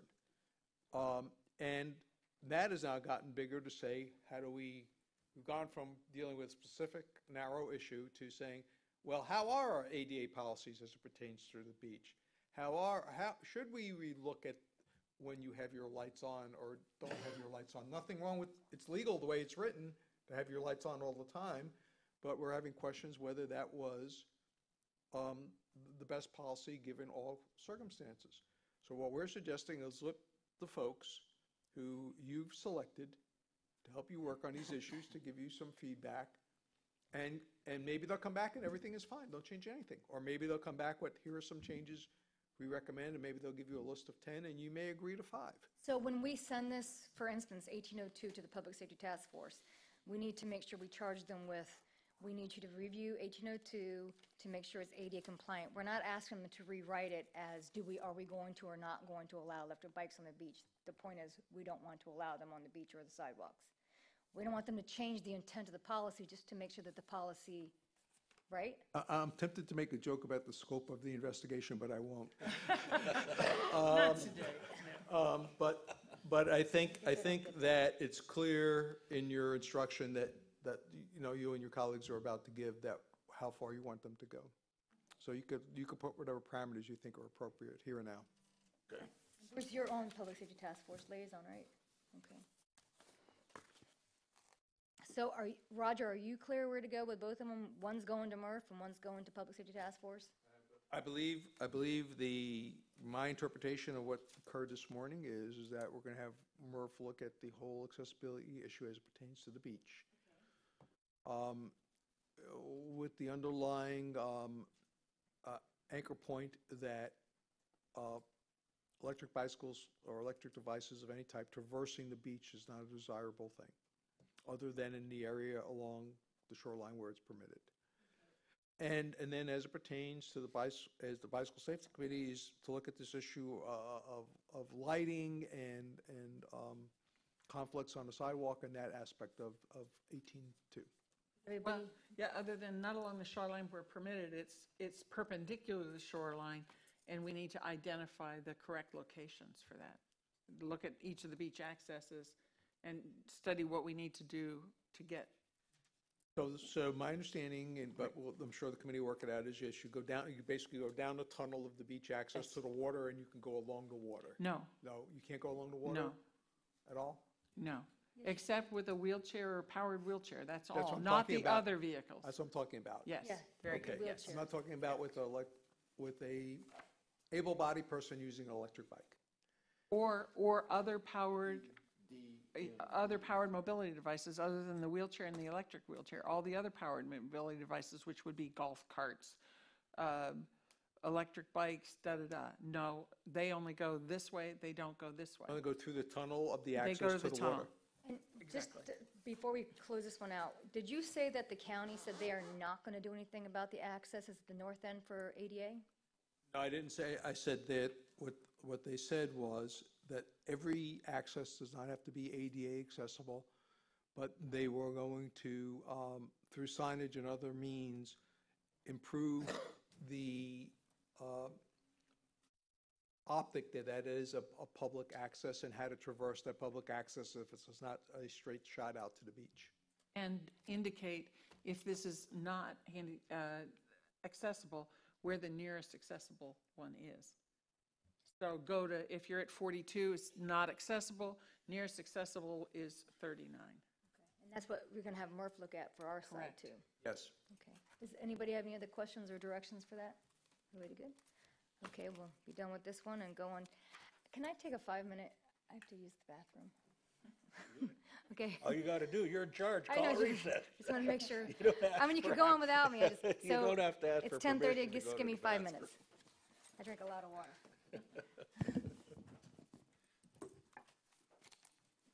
I have copies of this. Do you want these? Yeah, this is my 1802, and this was the proposed 13th. I have extras. And then you got this from Bill Veach, right?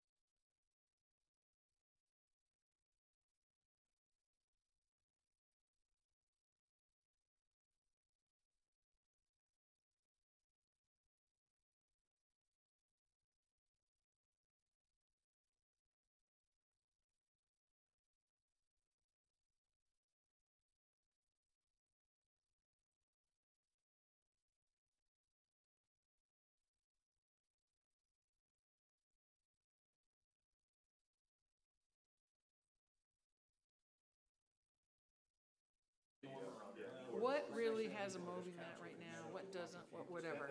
Let them do that. They're going to do that footwork, shall we say.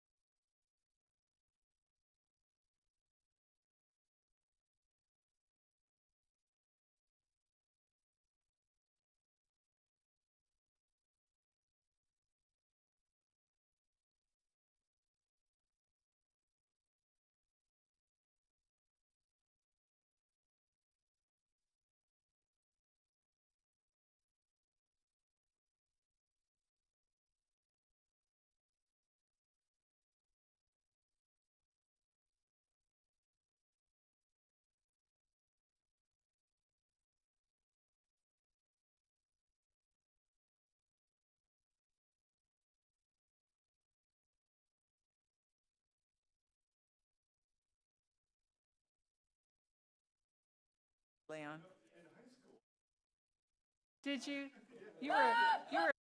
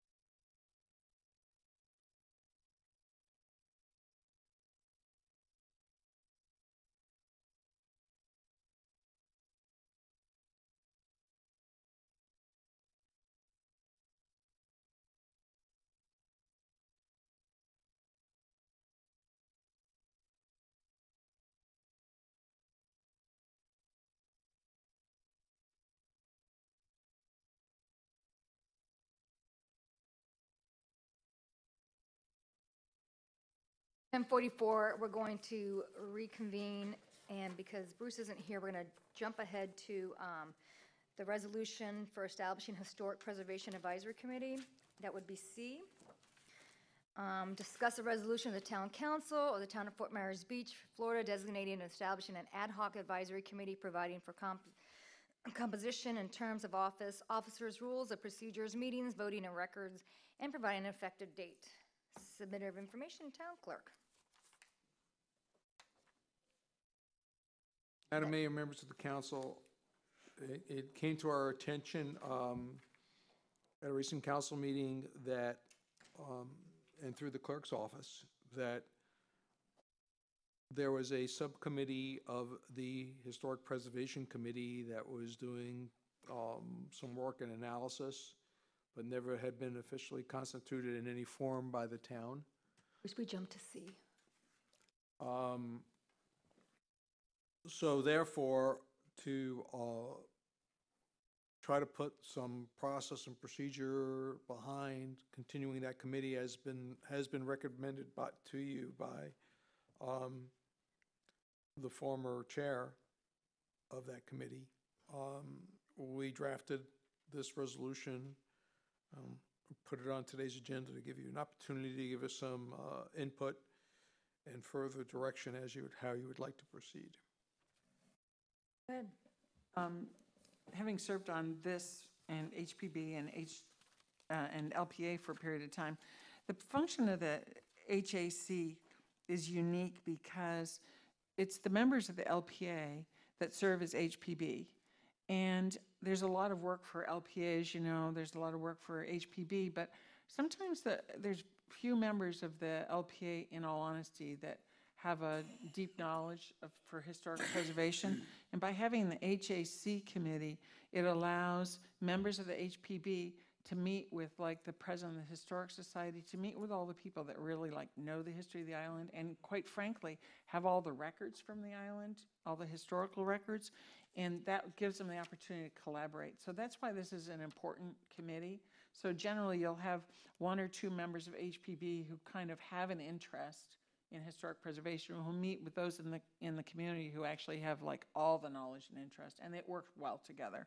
Fran Santini, Yeah, AJ AJ. Bassett, and all the younger people that are filling in for them now. So I think this is good. The only thing that I notice would be in section 1, there's staggered terms of 2 years, but they should coordinate with appointments, as long as that coordinates with appointments to the LPA, because it's member of the LPA, HPB that kind of serve with, so. Does it have to, Does do it- they have to be LPA members to be on this? They have to be either members of the HPB or other people from, there's always members from the HPB on this, and then there are other members too. So I don't know if there's any need to have it coordinate with appointments of LPA or not. Maybe you make a good point, it probably doesn't. It's just as well that they just transition, so, Because you don't have to be an LPA member to be on this. yeah, you're right, so. Even though right now they meet like that, Yeah, we're fixing it so that other people can be on. in that case, I like it the way it is. So wait a minute, but I'm sorry, but it still says town council for years. staggered terms of blank years. You want to put 2? I'd put 2 only because it's hard for people to commit to a larger number. A lot of times people who like it, love it, and stay for years because that's their thing. So listen to this sentence, though. The board members are appointed by the town council for staggered terms of 2 years. What's staggered about 2 years? Person A is this year, and then person B starts the next year, so that you get 2 years. overlaps. Terms are staggered. But it doesn't terms. say that.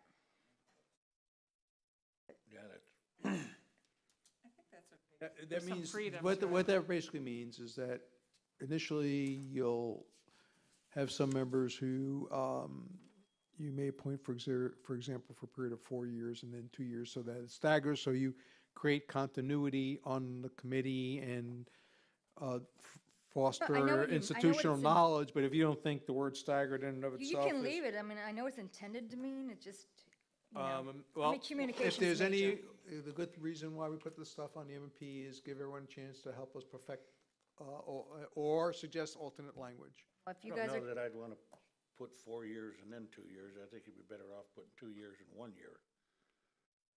stagger them instead of giving somebody a 4-year term. So then it would be, half would be for 2 years and half would be for 1 year. What does that coincide with? So it'd be its own, that doesn't match up with our 1806 ordinance where we did with the committees. Isn't that right, Roger? That's correct. So we can't do it that way. It can't be 2 and 1. We have to, it has to also agree with the ordinance we passed for all committees, which would be 1806. Well, it doesn't have to. I just want to point out, Well, it I doesn't, mean, it doesn't, then you have but to change it, because that's what it says. It's the criteria set forth in ordinance 1806 and shall operate within the guidelines. You can't contradict yourself in every other. you could say paragraph. except for, if you wanted to. What does the other one say? How do they have it? They have it 4 and 2? Yes. Yes. Okay, well, that's fine. I mean, I don't care. I just thought it would be, like Joanne was talking earlier, you don't want to give somebody too long of a term in case they don't like it. I mean, nothing prevents someone from taking a term, and if they get a family commitment that pops up to resign or whatever. Do you want to leave it that way, Roger, or do you want to change it? I think, I think with something like that, institutional knowledge and continuity of what's been happening is a very important element. And just leave that sentence? Yeah, I think Could it's leave it. fine the way it Okay. is. Yep, And the year is 2 years, right? yep. Okay. Is there any other changes for you, Joanne? No. Bruce? Dennis? Okay. Like it, thank you. Thank you very much. Welcome. Close that out. Oh, Town Attorney, do you have any comments on it before I close it out? Okay. I'd like to ask one clarification, if I may. This Historic Advisory Committee, it's 5 to 7 members, and the way it reads, it's that the town council appoints them. Right. So is the town council intending to appoint non-LPA members as well? Yes, that's, yeah. Okay. I So, just, they make a good point, though. Should there be a minimum of one, wait a minute. There has to be a minimum of 1 member from HPB on here. Is that in here? There needs to be a minimum of 1 member of HPB. That. Okay. So where are you going to put that, Roger? Um, Just so we know. Okay. We'll put it at the end of section 1. Section 1. At least 1 member of the HP. Yeah, LPA, HPB, whatever, yeah. Okay. And then, after we adopt this at a regular council meeting, then, since this is gonna be different, 1806 has our, we appoint them, what, in September, October? October. So we'd have to just go ahead and prorate it for whatever you wanna call, prorate's not the right word, but, They would have a short first-year term. okay. And so after it's adopted, then we can send it out, okay. Okay, is everybody okay with that? Yep. All right, so that's done, we'll go to B. Discuss bicycle pedestrian study, handrails, directional signs, et cetera. So this is an ongoing, this item has been sort of carried on the MP agenda management list for several months. And occasionally gets brought up from time to time. And frankly, from a staff perspective, we weren't specifically tasked to do anything specific. I think at this point, you're aware, everyone's aware of the bicycle master plan. I know that the council's been concerned about how do we deal with the competing pedestrian and vehicular congestion in the downtown Times Square area. I know that there's been some discussion of adding sidewalks to facilitate pedestrian flow. But at the end of the day, as I look back through all these very brief conversations on this issue, I just wanted to, if nothing else, be clear that at this point, staff has not been tasked to do a specific thing.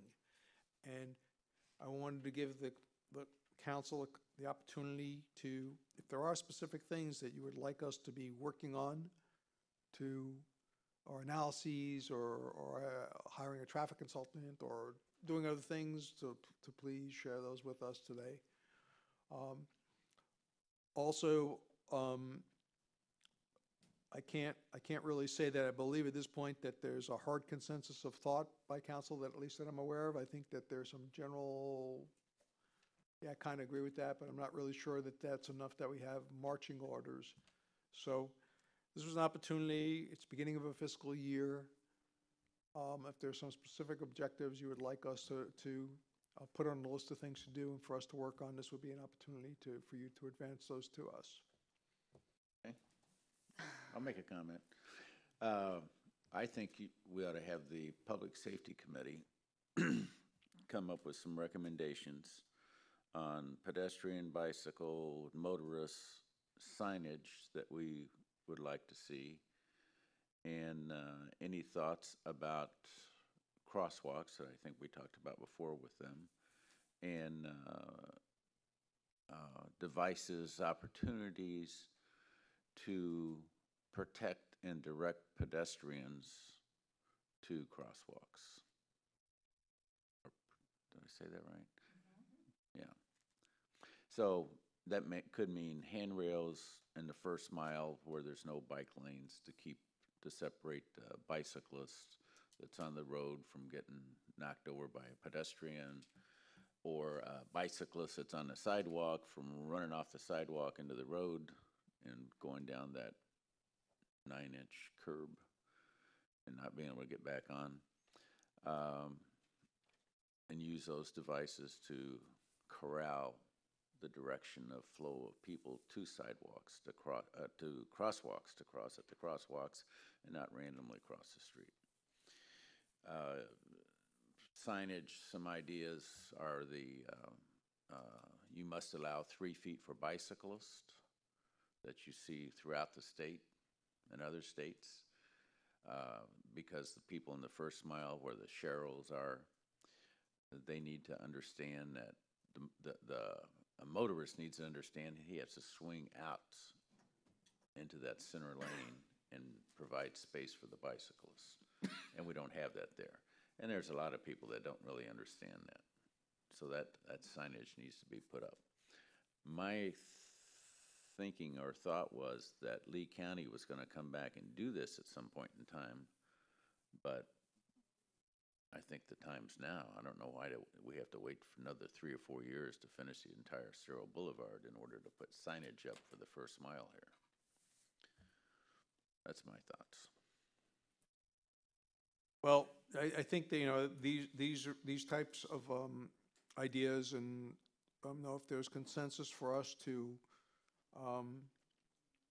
send a letter to the county specifically requesting that they do that, and report back if they're not going to do it and when they're going to do it by, and so on and so forth. We can do that. Bruce, I just want, real quick, and you don't have to read these right now, but these are some stuff from the MPO.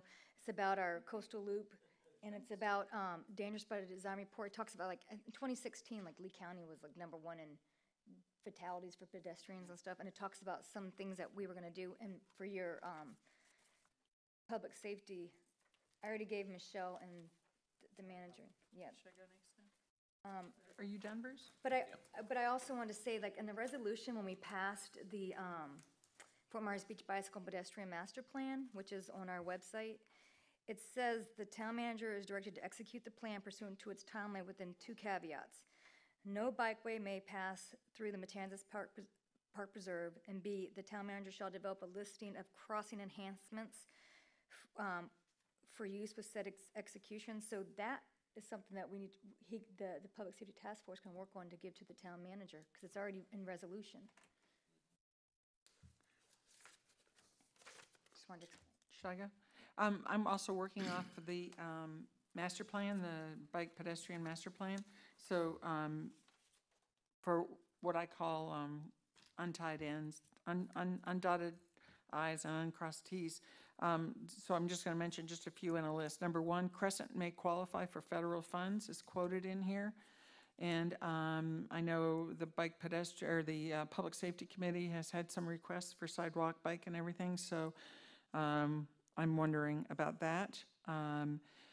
Provide frequent safe crossings near the transit stops. So to me, then, we need to ask Lee-Tran for their exact plan of where each of the transit stops are and give that to public safety so that they have the list of the Lee-Tran stops.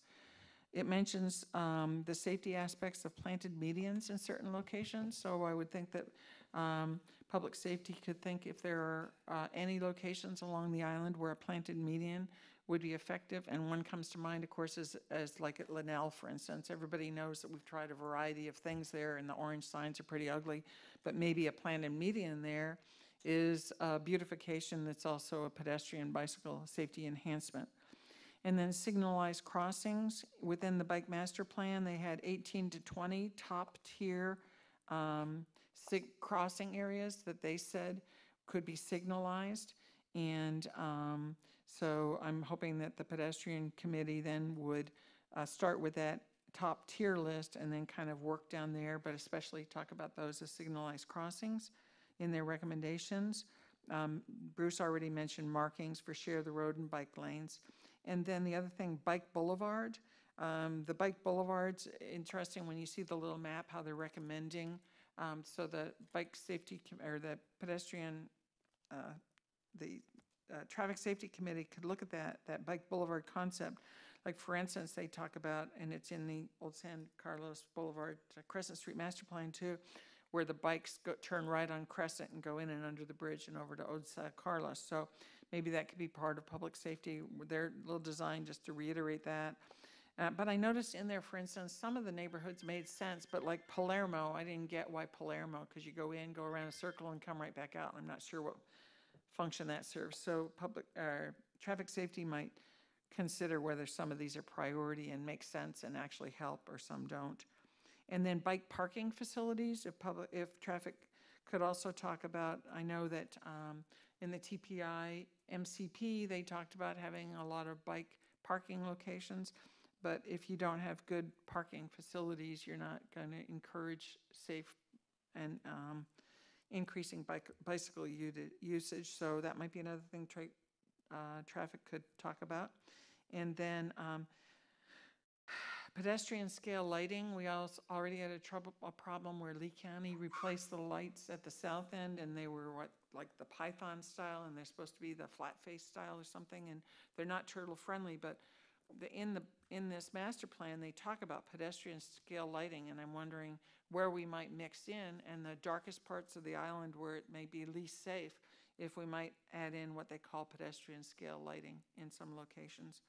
And then the final thing is just that eventually it'd be great to have a bike map online that will not only give bike safety, it could link to our regulations, could give bike safety hints, and then have our bike map. So that's it for me. I would say is let's be cautious with all these, all the signage we're talking about, and so we don't have sign pollution out there, and you have so many signs that people don't even see them. Absolutely. So we have to be cautious. There's a bunch of them out there already.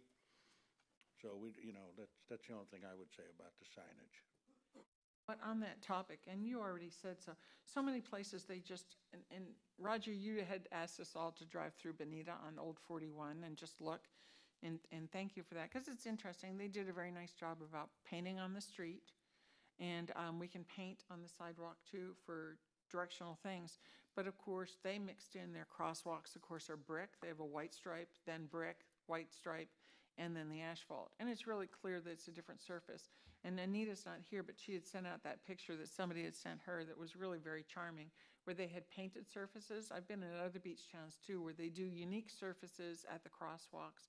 And I don't know, like Chelsea had shown that surface painting that you were thinking, that surface material that you were thinking about using, like at Times Square even? It's down at we did a sort of a little pilot to see the wearability of that, and it's down by Bayside Park.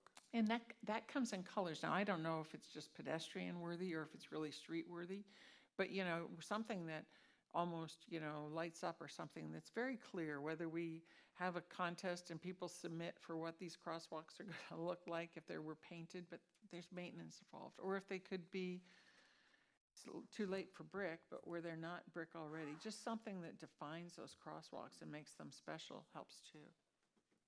So speaking of that in particular, one of the things the council may want to give some thought to and maybe ask the Public Safety Committee or others for input in is that there are places where you sort of have this, as you approach a crosswalk, particularly with people who don't live here and they don't know that it's coming. So in the road, there's like a little horizontal white line, and it gets a little bigger, then it gets a little bigger, then it gets a little bigger. It's like a triangle. Then as you get up to the crosswalk, it's basically a line that runs parallel to the crosswalk. All these lines are parallel to the crosswalk. So as you're approaching the designated crosswalk, you know it's coming. If you're not looking ahead and seeing the sign because of sign pollution, or if you're otherwise not familiar with the area.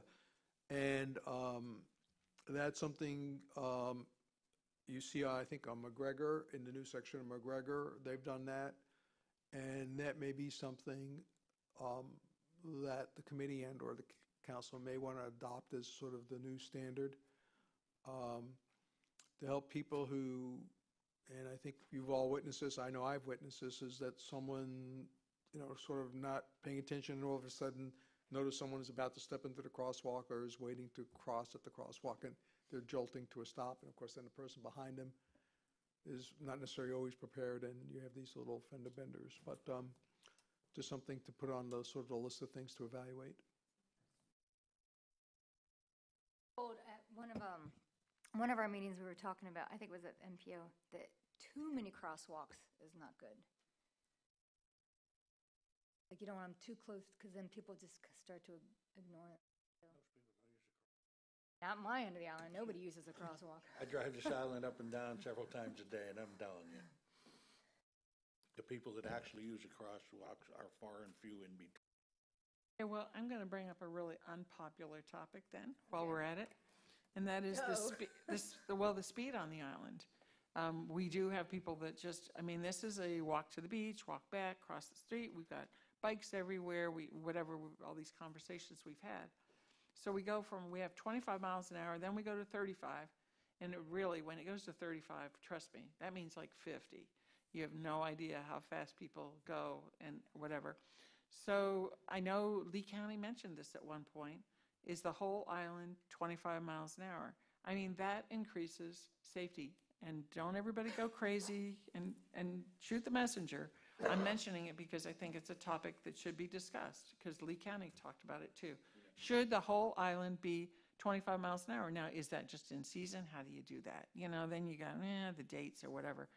But maybe that's something that traffic safety should consider. Is 25 miles an hour, the length of the island, a good recommendation? I personally, I won't like it if we decide that's the right thing to do, because I don't like driving 25 miles an hour either. But if that's the safe and right thing to do, if we want a multimodal transportation, I think we need to have the conversation. When have you ever gone 25 miles an hour during season? I'm not this is not sworn testimony.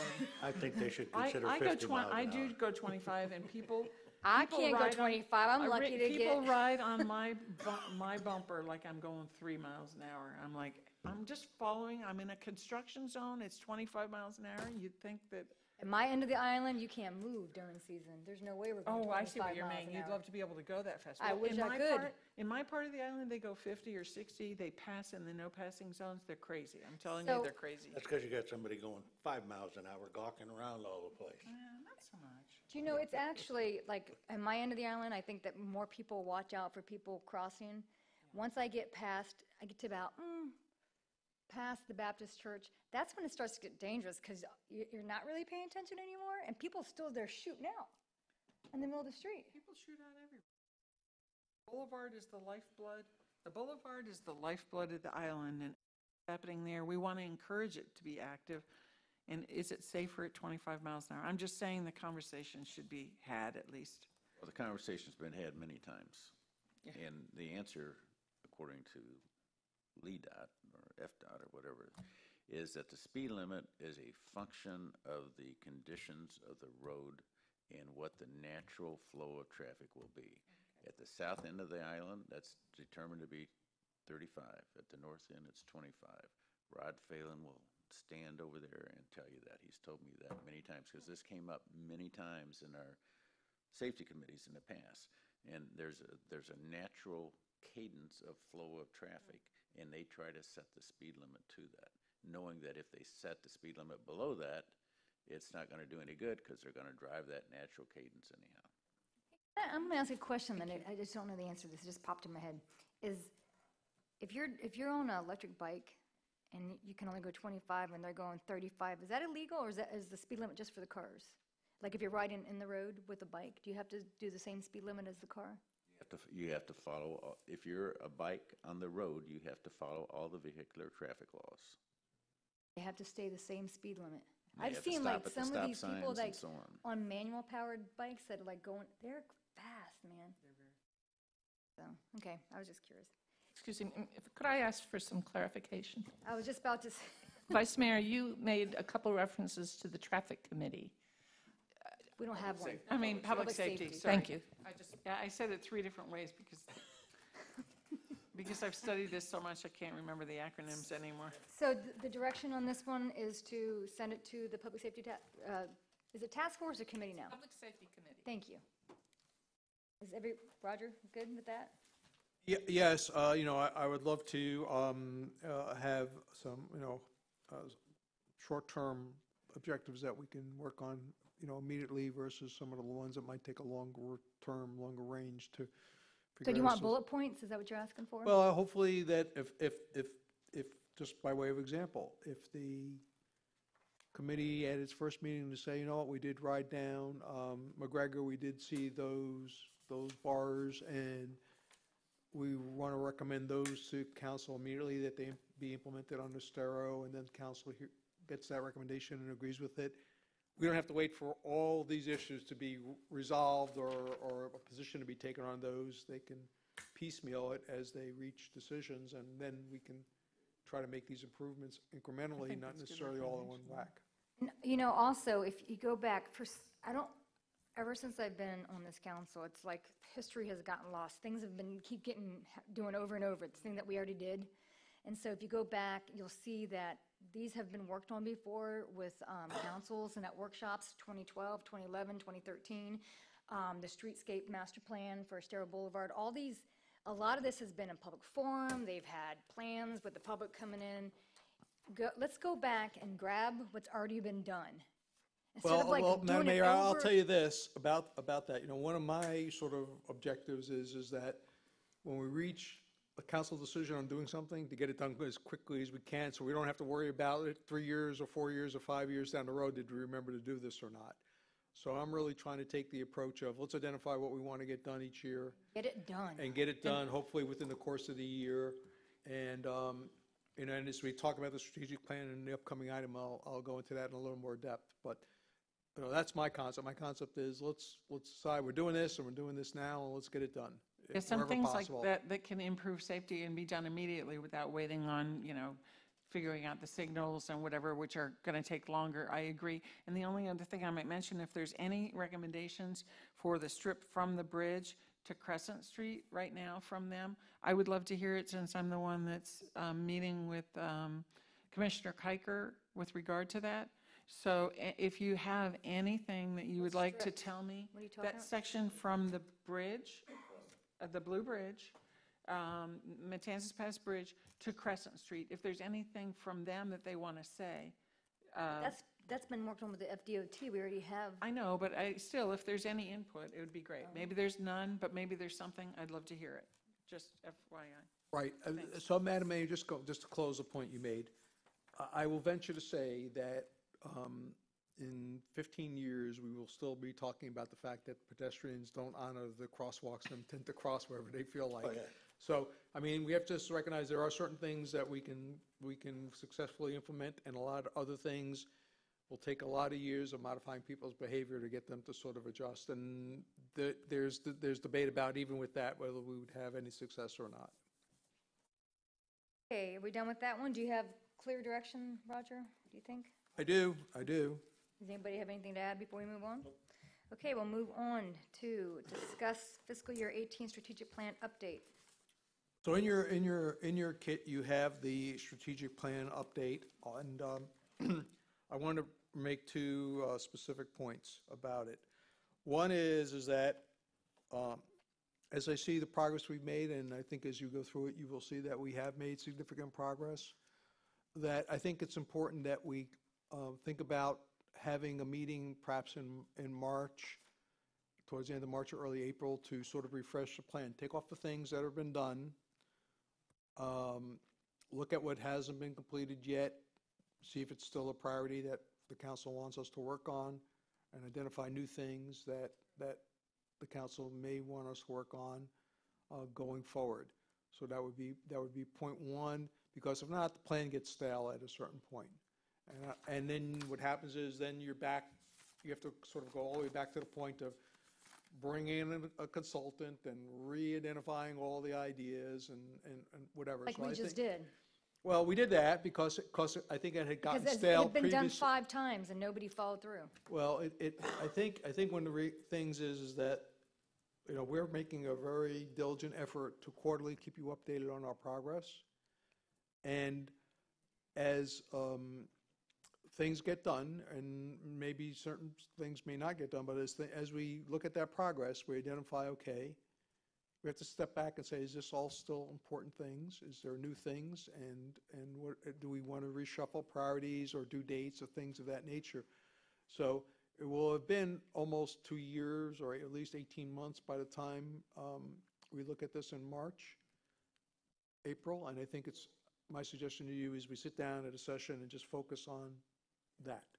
Your So that- problem is going to be this. Every time there's an election, you're going to have a whole new council. You get 1 year of one council that's very pro-resident, then you get the next council that's very pro-commercial, and so everything changes. So good luck. Well, I think, well, you know, I think within that, I do believe that there are common things that people can agree on are important for the town, and hopefully we could find those and work on Hopefully. those. So that's point A. Point B is, I just wanted to point out to you that within our strategic plan update, we also provided the beginnings of a pay plan. It was handed out to you all this morning, the beginnings of a pay plan. And a city nearby who approximately the same size, well, actually a little bit larger, recently paid a consultant $30,000 to evaluate their pay plan. And they had grades for their position, beginning with the sort of the starting pay, the middle range, and the maximum. You know, based on their size and their complexity, I would say that the maximum is probably too big for this particular town. Probably the mid-range would probably be closer to what I would suggest as maximums. But the point is, we can work off of this to develop a town's pay plan, or I can engage a consultant to do it. I think we have enough information that I can do that with our staff. We have some good expertise in Mr. Lang and some of our staff that's been part of the town for a while, like Michelle. So I think we can do it internally, but I want to be sure you were comfortable with that and you kind of accept the sort of general concept that mid-range would be more like our maximum range, and with few exceptions. So with those guidelines, we can continue to develop this and actually bring you back a pay plan, hopefully in the near future. That will be the town's pay plan. That will be an official pay plan for us to administer human resources within the town. Yeah, good. Roger, a couple things.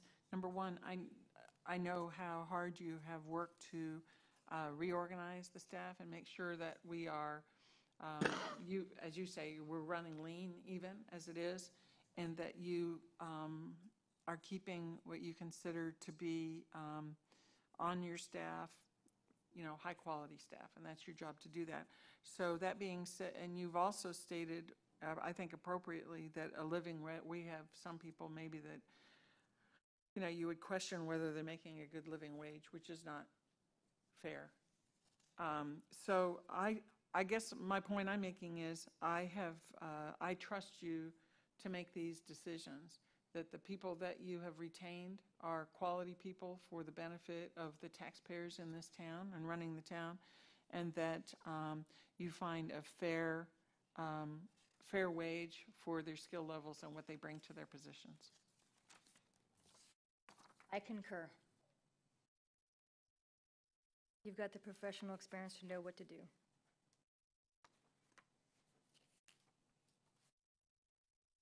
Any other comments on this one? Dennis, you're the money man. At this point, I have a couple things I'll get with Roger on, but other than that, I'm fine. Bruce, do you have any?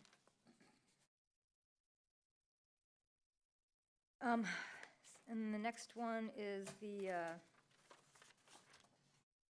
ORCAB. Council grant BORCAB the remainder of 2018, first quarter 2019, to create a solid recommendation for their consideration on Heart of the Island. I'll let Roger. Oh, I'm sorry. But where are you at? Sorry, you see me stumbling like that. Oh. Nope. We're Okay, so- after the pay thing, we go into. I've got Crab's proposal. Your crab? No. Yeah, that's what came after this. Okay, so what should be after that is it should be package page 15. It starts with Good Morning Jamie.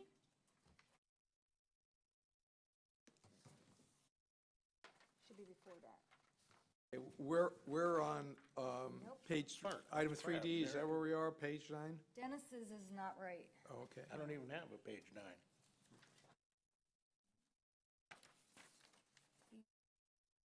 Here's page 9. He's looking That's at the 11 and blue you're sheet. looking at 15, I think. No, but our, Mine's all screwed up.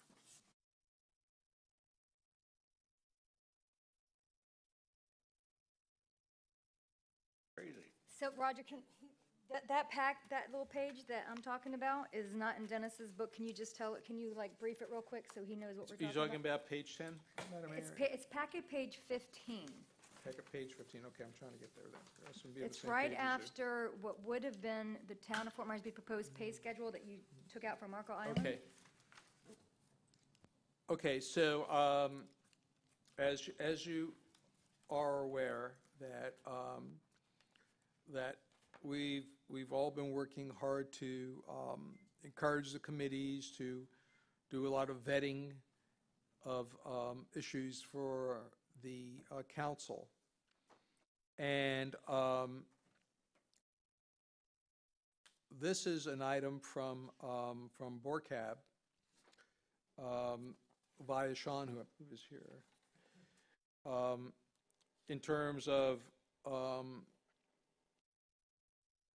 listing some of the things that have been completed as they continue to work on their strategic planning process. So I don't know if you have any specific questions about page 15 or not, but if I can't answer them, I'm sure Sean can.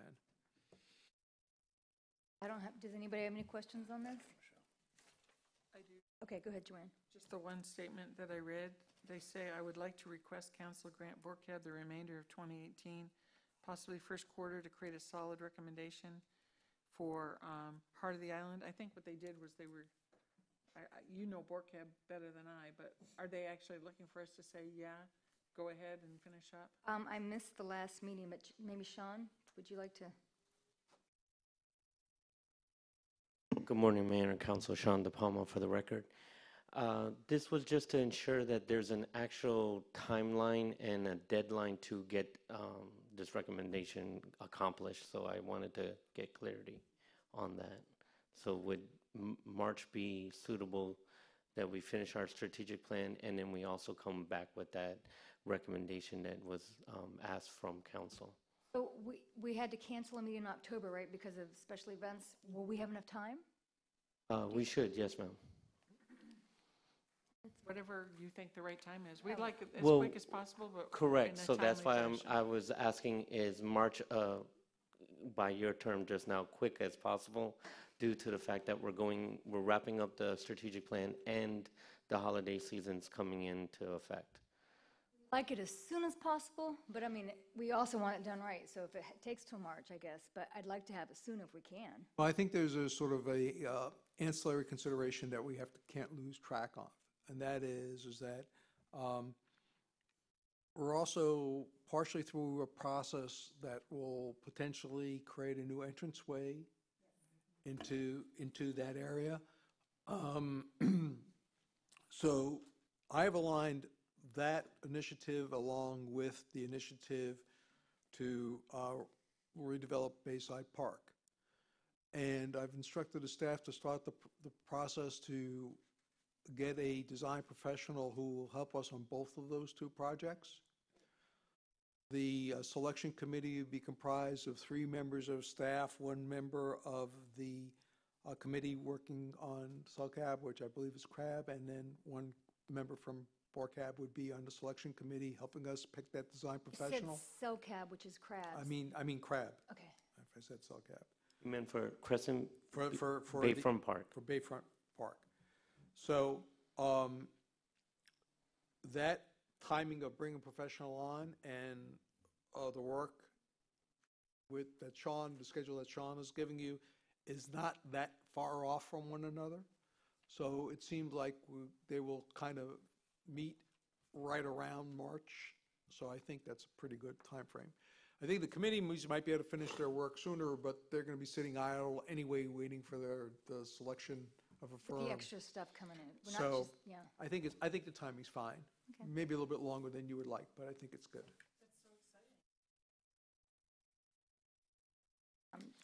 Any questions from anybody with BORCAB? No? Bruce, good? Yeah. You said that hesitantly. That's Jamie right there with the Jamie, raise glasses. your hand. That's Jamie. He's the new Hey, Jamie. Maureen.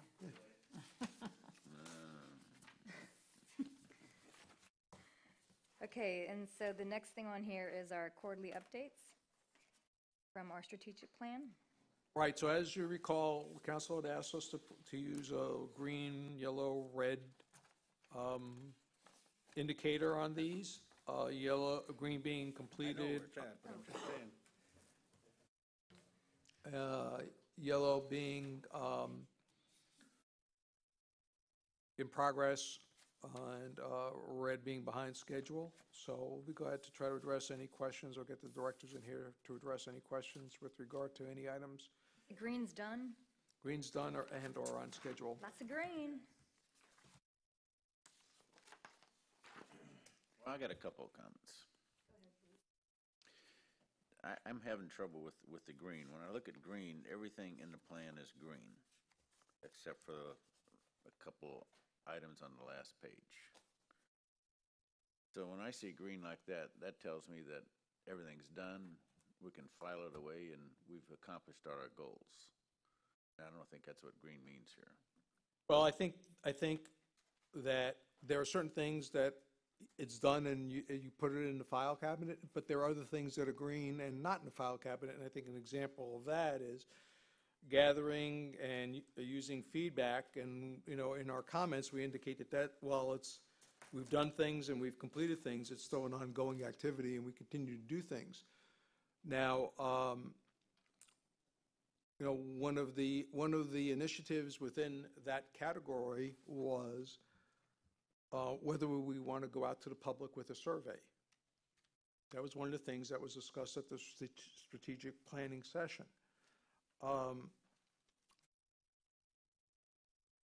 Clearly, that has not been done.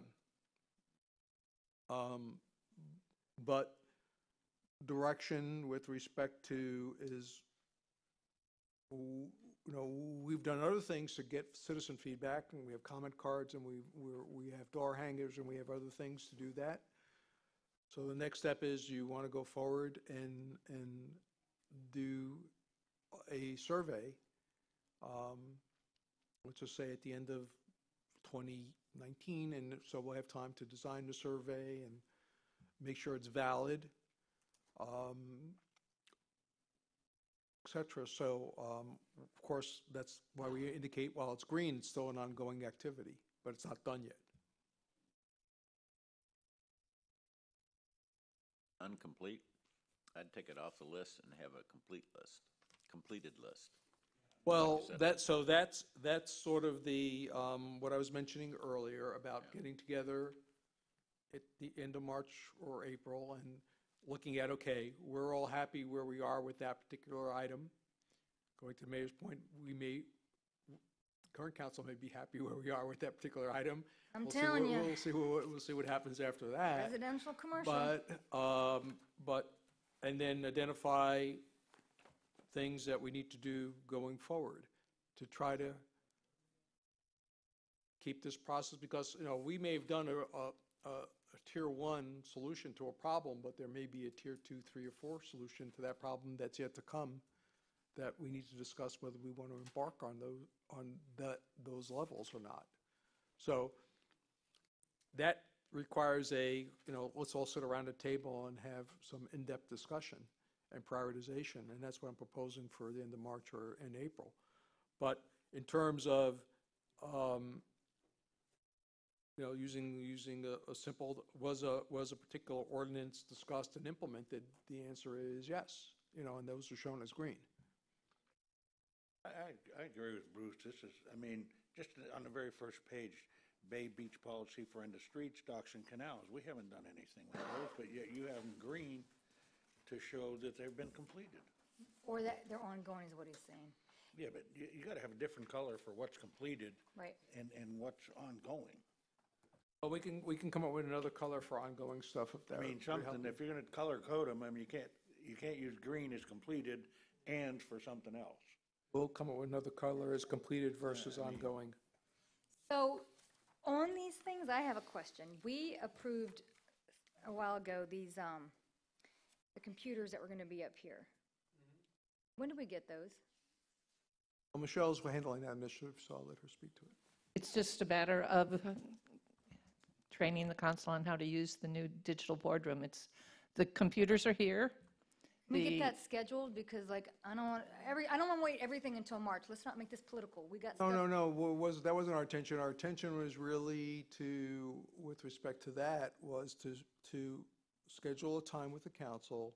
Let's do that. Where, hang on, if I can finish, to come in an hour early or before a meeting, or set a separate time to come in to have a mock meeting to get used to that technology and how it's going to work and whatever, and get trained on it. So now that you brought it up, if you want to discuss, how soon you would like to do that, we're pretty much ready to go whenever the council is. I'm ready to do it whenever. Everybody's doing them now, and I want to. Ready to do it whenever. So I'll put that. I'll list it on agenda management, and so that fair we can enough. bring it up. What do you call those, Michelle? The software, it's called Digital Boardroom, e-boardroom. Digital boardroom. Okay. Training. Okay. Is that it? Oh, we can. One at a time? Okay. All right, let's go start from the beginning. Clean, safe, orderly neighborhoods, short-term rentals. Town manager to oversee implementation complete. That's done. Well, Whoa. We haven't really, we've done short-term rentals, right? But I thought you said, are you talking about? Talking about sorry, just that first one. box. Oh, yeah. does everybody agree that we're done? Does Roger agree we're done? Well, Except for the comments, it says that short-term ordinance has been adopted by town council at the May 7th, 2018 meeting. Oh, no, I'm sorry. I was talking about the thing we just approved for the contract. right, so we I approved got them confused. That's my fault. Excuse me. Council approved the software for the 24-hour complaint line, if you will. The staff has done a physical sweep of the island with respect to people who potentially have not registered, to complement what we're going to do through the software and the internet. Warning letters have gone out, are in the process of going out to folks who have not appeared to register. So if you look at complete, just going back to the prior conversation, if complete in your mind is, has every possible vacation rental, have they registered? And that's your definition of complete. No, we're not complete, because I will tell you that that'll never be complete. But are we complete in terms of the milestones that the council set when we had the discussion in strategic planning? Yes. I actually was talking to the Vice Mayor of Sanibel. They've had a registration in place for a long time, but they said they're chasing down the Airbnbs. So it's a constant. The never-ending process. I think it's complete if it no longer requires council attention, which at this point shouldn't. Roger, do we have the 24-hour number yet for the public? No, we just got the signed contract back, I believe, last night from the firm. So I just need to read through it, make sure they haven't changed any terms and conditions with John, and then I can execute it. Okay. You know, as I said when we did the strategic plan, one of my comments was that when you do a strategic plan, you have goals and objectives, but what you have to do is you have to verify that they're accomplishing the goals that you wanted. Right. Plan, do, check, act. So we put in a short-term rental thing. So we have to evaluate on an ongoing basis whether that was effective or not. And otherwise, it's meaningless. It's said, I completed an activity, check, I'm done. Well, that's not the purpose of the strategic plan. It's to understand that you have accomplished a goal, not an activity, but a goal. And Now we have to evaluate the 24-hour number is part of that activity. The keeping track of how many people have registered is part of that activity. Seeing that we're collecting the registration fees is part of that, and so on. So it's a monitoring process now. And we can say, well, that's the town manager's job. Well, yes, it is. But his assignment was our goal was for this strategic plan to be implemented, and we have to verify it. That's all I'm saying. So it's, even though we might say that the process is implemented, as you say in Sanibel, and as Roger has confirmed, it's going to be an ongoing process forever. But something that's just started new, we need to be able to monitor that for a period of time to ensure that this is actually doing what we intended to do. You know how we have the reports at the end from the different departments? You're starting to include short-term rental in there. Does that help meet your goal with the information that's in there? Right, so, the strategic planning process, and I don't know if you remember that far back, but you remember the facilitator sometimes there's a little angst on her face, and that's because part of what turned out to be the strategic plan was strategic, and part of it, in all honesty, was a to-do list. I don't know that I believe that the strategic plan as it pertains to this particular item was to secure and improve the quality of life of the community.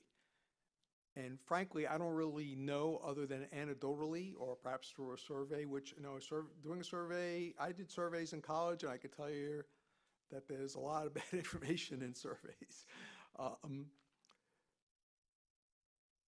Whether you'll know other than anecdotally through this council and subsequent councils travel through the community, whether we really, specifically improves the quality of life from 82.4 to 89.7.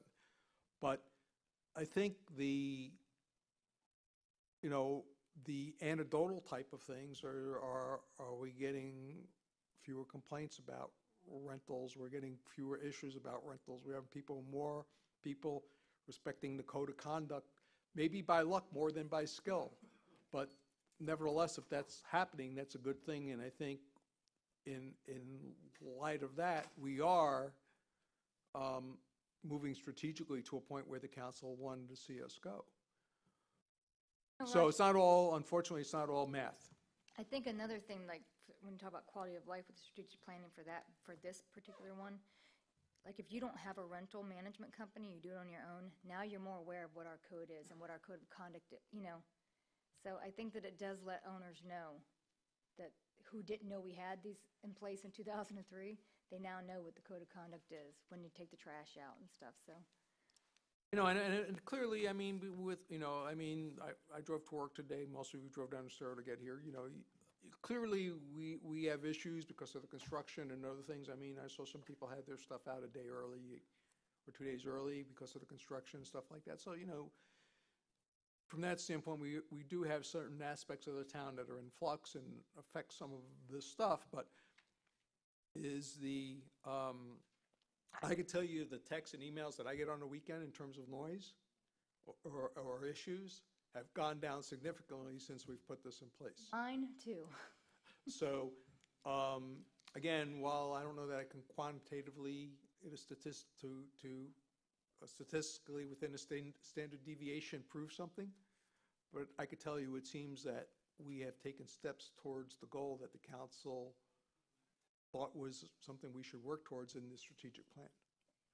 Do you guys want to go down each, Bruce, is there one, or not just Bruce, all of you, is there one that pops out, do you want me to go through each box? Like on this page, you mean, for instance? Do you want to just go back page by page? Quite a few pages. Bruce, is that what you were asking? Okay. Okay, anything else on this page? Yeah. Okay. The Beach Bay policy for ends of streets. I said that I was going to take that on, and it flows over in docks and canals. Docks and canals was also the thing that we tabled with regard to some LDC changes, but docks and canal, the canal part of that also goes to the potential of dredging. And so I have prepared, she already has one, this, and I thought this would go. That's my best friend. I know, that map was so good. And there's one for John and Roger too, thank you. I prepared this thinking that we were going to M&P this. We said we were going to M&P this. So this is just sort of preliminary information for the M&P, and then whatever the town or the town attorney wants to put in. And what you'll find in here, what I did was I gave you the map because it was really easy, like when you're looking who's got a canal and who doesn't. This was one of the nicest little maps, and Lafrino was nice enough to give me a pile of them for free Chris for our to use. Lafrino, Lafrino Real Estate. But I what a mean, great when choice. you're looking at the street and then you go, oh yeah, they do have canals or they don't have canals or whatever. This commercial? Yeah, I had my Yeah, this license there too. But what I did was the comp plan, the stuff about, I just pulled it out quickly for you, about the different, comp plan things about neighborhoods and specific policies that would relate then to us doing anything with regard to bay and neighborhoods with bay and beach accesses. And then the other things, there's examples of bay to beach neighborhoods, because the neighborhoods are all different. Examples of private beach access neighborhoods, examples of beach easements compared to street dedicated easements. And at the back then, there's two documents that you should have, and that is in Ordinance 98-4, that was the Beach Neighborhood Improvement Maintenance District. So something is already on the books that we need to do. And then the last thing is the dredging program draft that Roger had sent out. So what I try to do is just put together just something where prior to an M&P, you might look through and just think so that when we have the conversation. And it's funny, when I was thinking about this and putting this together, I realized it's interesting our composition on the council, because when you think about neighborhoods, they're all very different.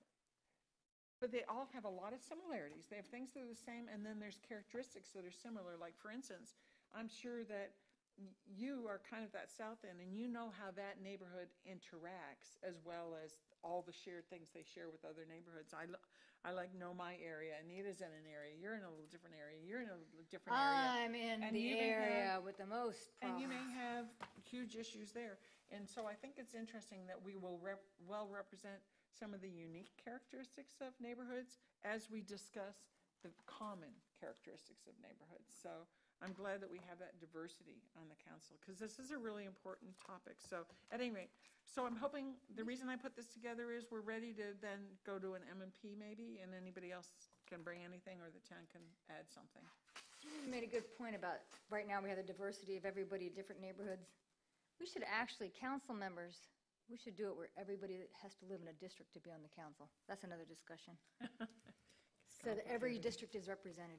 So at any rate, other than the shoreline, whether we were making changes to the LDC about specific docks, I think this will cover that then if we will schedule this conversation for an M&P. Want to stick, make a note, M&P? Yeah, I did on mine. So let's bring that up during agenda management. and Yes. Get that slatted.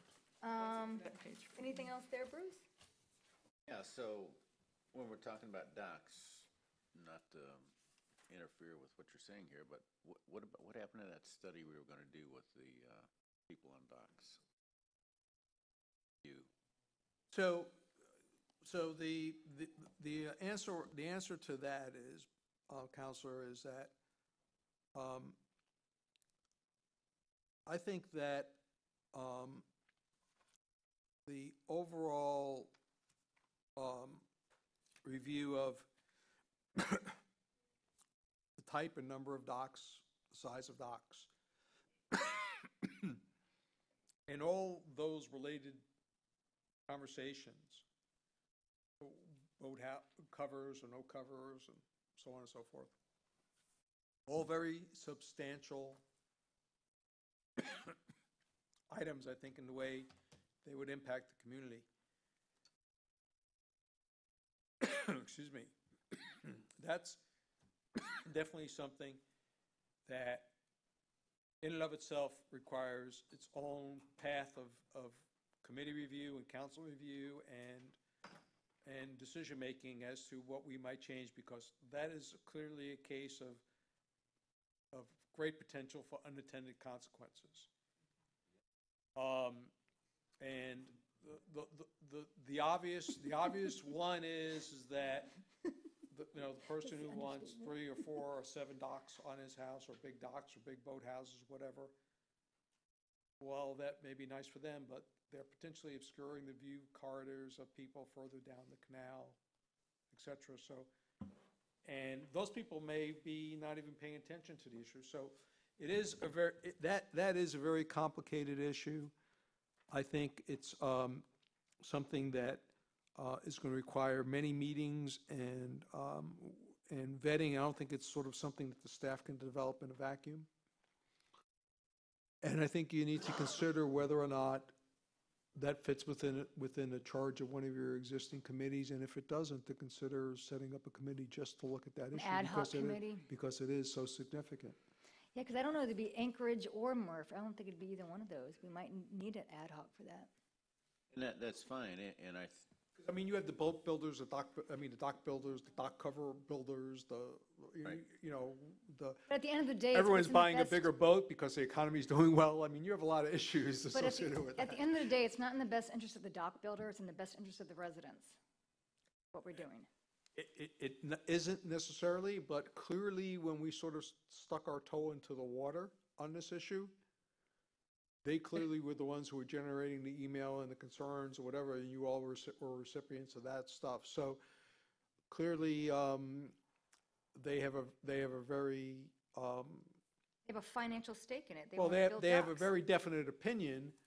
Obviously, how much weight the council gives to those opinions is something that will happen. I have an through the- opinion that you shouldn't sell steak. You should only buy shrimp. Mm. But that's because that's how I make my money. So, are you recommending an ad hoc committee? Like, Well, would you recommend a you member know, of council as a be a general point rule, I person? don't recommend additional committees because I think we have many of them. I think, but if you don't feel comfortable that this fits within the mission of one of the existing ones, I mean, I think this is really an LPA issue, to be honest with you. But to some extent, but they're in the midst of looking at the land development code for glitches, and I wouldn't say that this is necessarily a glitch. I think this is a bigger issue. So not to overwhelm them with, and of course they have to handle the incoming application. So yeah, it may require an ad hoc committee. So with that being said, Do we want to create an ad hoc committee, and does a member of council want to be on that be the person for that committee. For docs. Is that an agenda management discussion, or is that a discussion right now while we're doing this? Agenda management. Let's put it to the end. Doc. I like to get through things before we get. Is there anything else on this one? Or we'll flip the page? Oh. I'm a little confused. Let me back up here. Oh, geez. What are we supposed to do with all this? That's just, Hang on to this for we're going to later. have an M&P, and when we have the M&P, this is just sort of this is the background, just showing you we're ready to M&P. I said I was going to do this, it's done, we're ready to get it on M&P.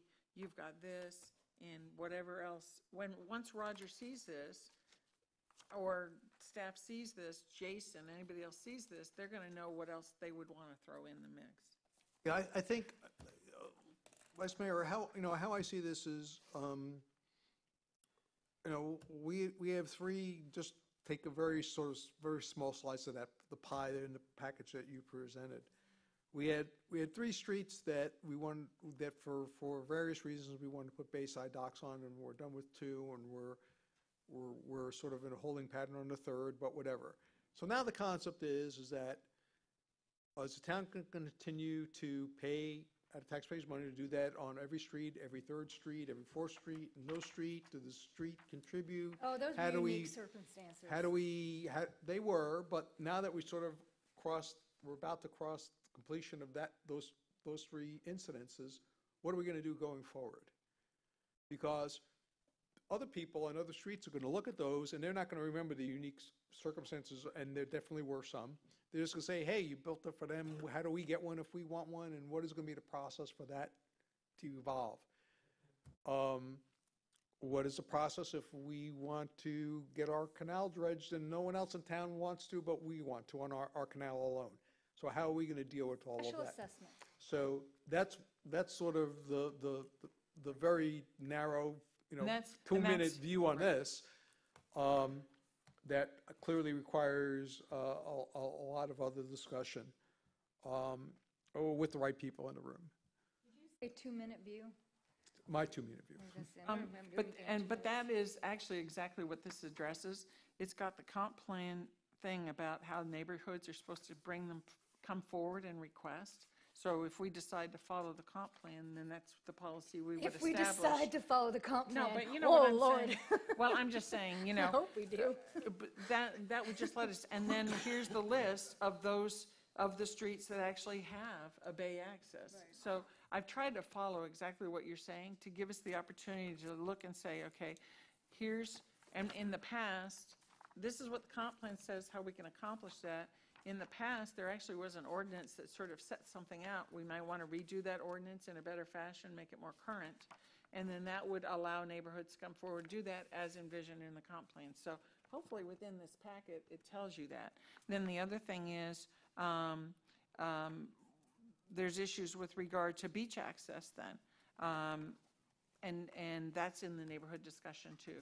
So I think that, and then the dredging. So basically, those are the three big topics, I agree, and I tried to address them all in this, so. Yeah, just I missed that you had dredging in there, which is Yeah. why I was referring back to Right. that, so, okay. Right, Perfect, but thank you. so within that initial discussion of this packet, when we have it, do we bifurcate those three things? Or do they march along together? Are they purviews of the same or different committees? So there's, besides the overarching conversation that, well, we still think they're good ideas and things that need to be worked on, then we have to develop a work plan for each of them. The work plan may be exactly the same for all three, it could be totally different for all three, depending on the complexity, perhaps depending on the cost, perhaps the volume, for a lot of reasons. Okay, everybody done with that? Can we go to the next one?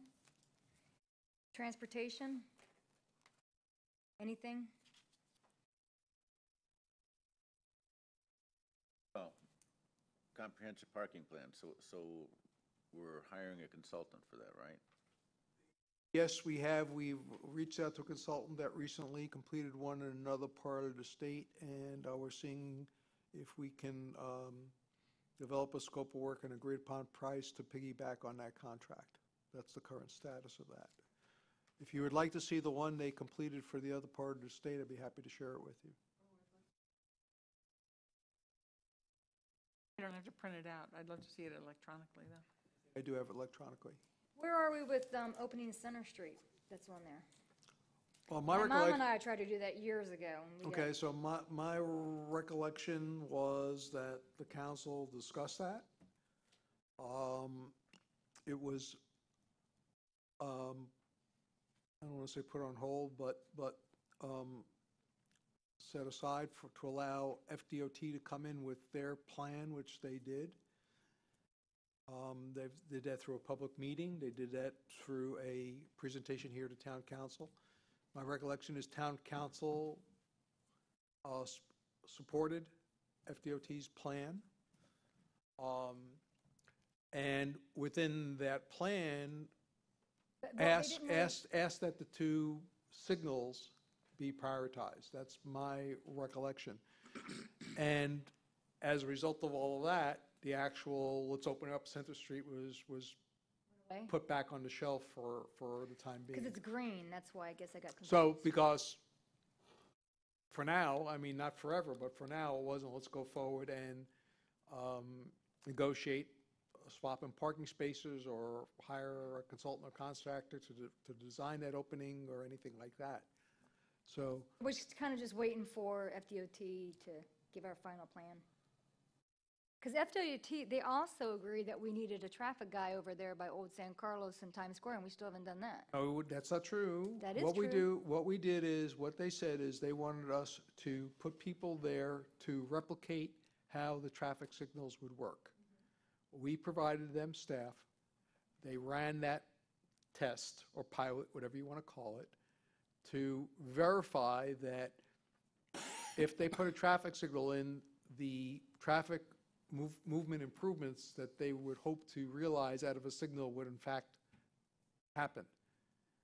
So we did that, which is one of the reasons why we and they feel strongly that those two signals are not only warranted as pertaining to meeting the Uniform Traffic Manual, but will actually achieve the objective of improving traffic flow.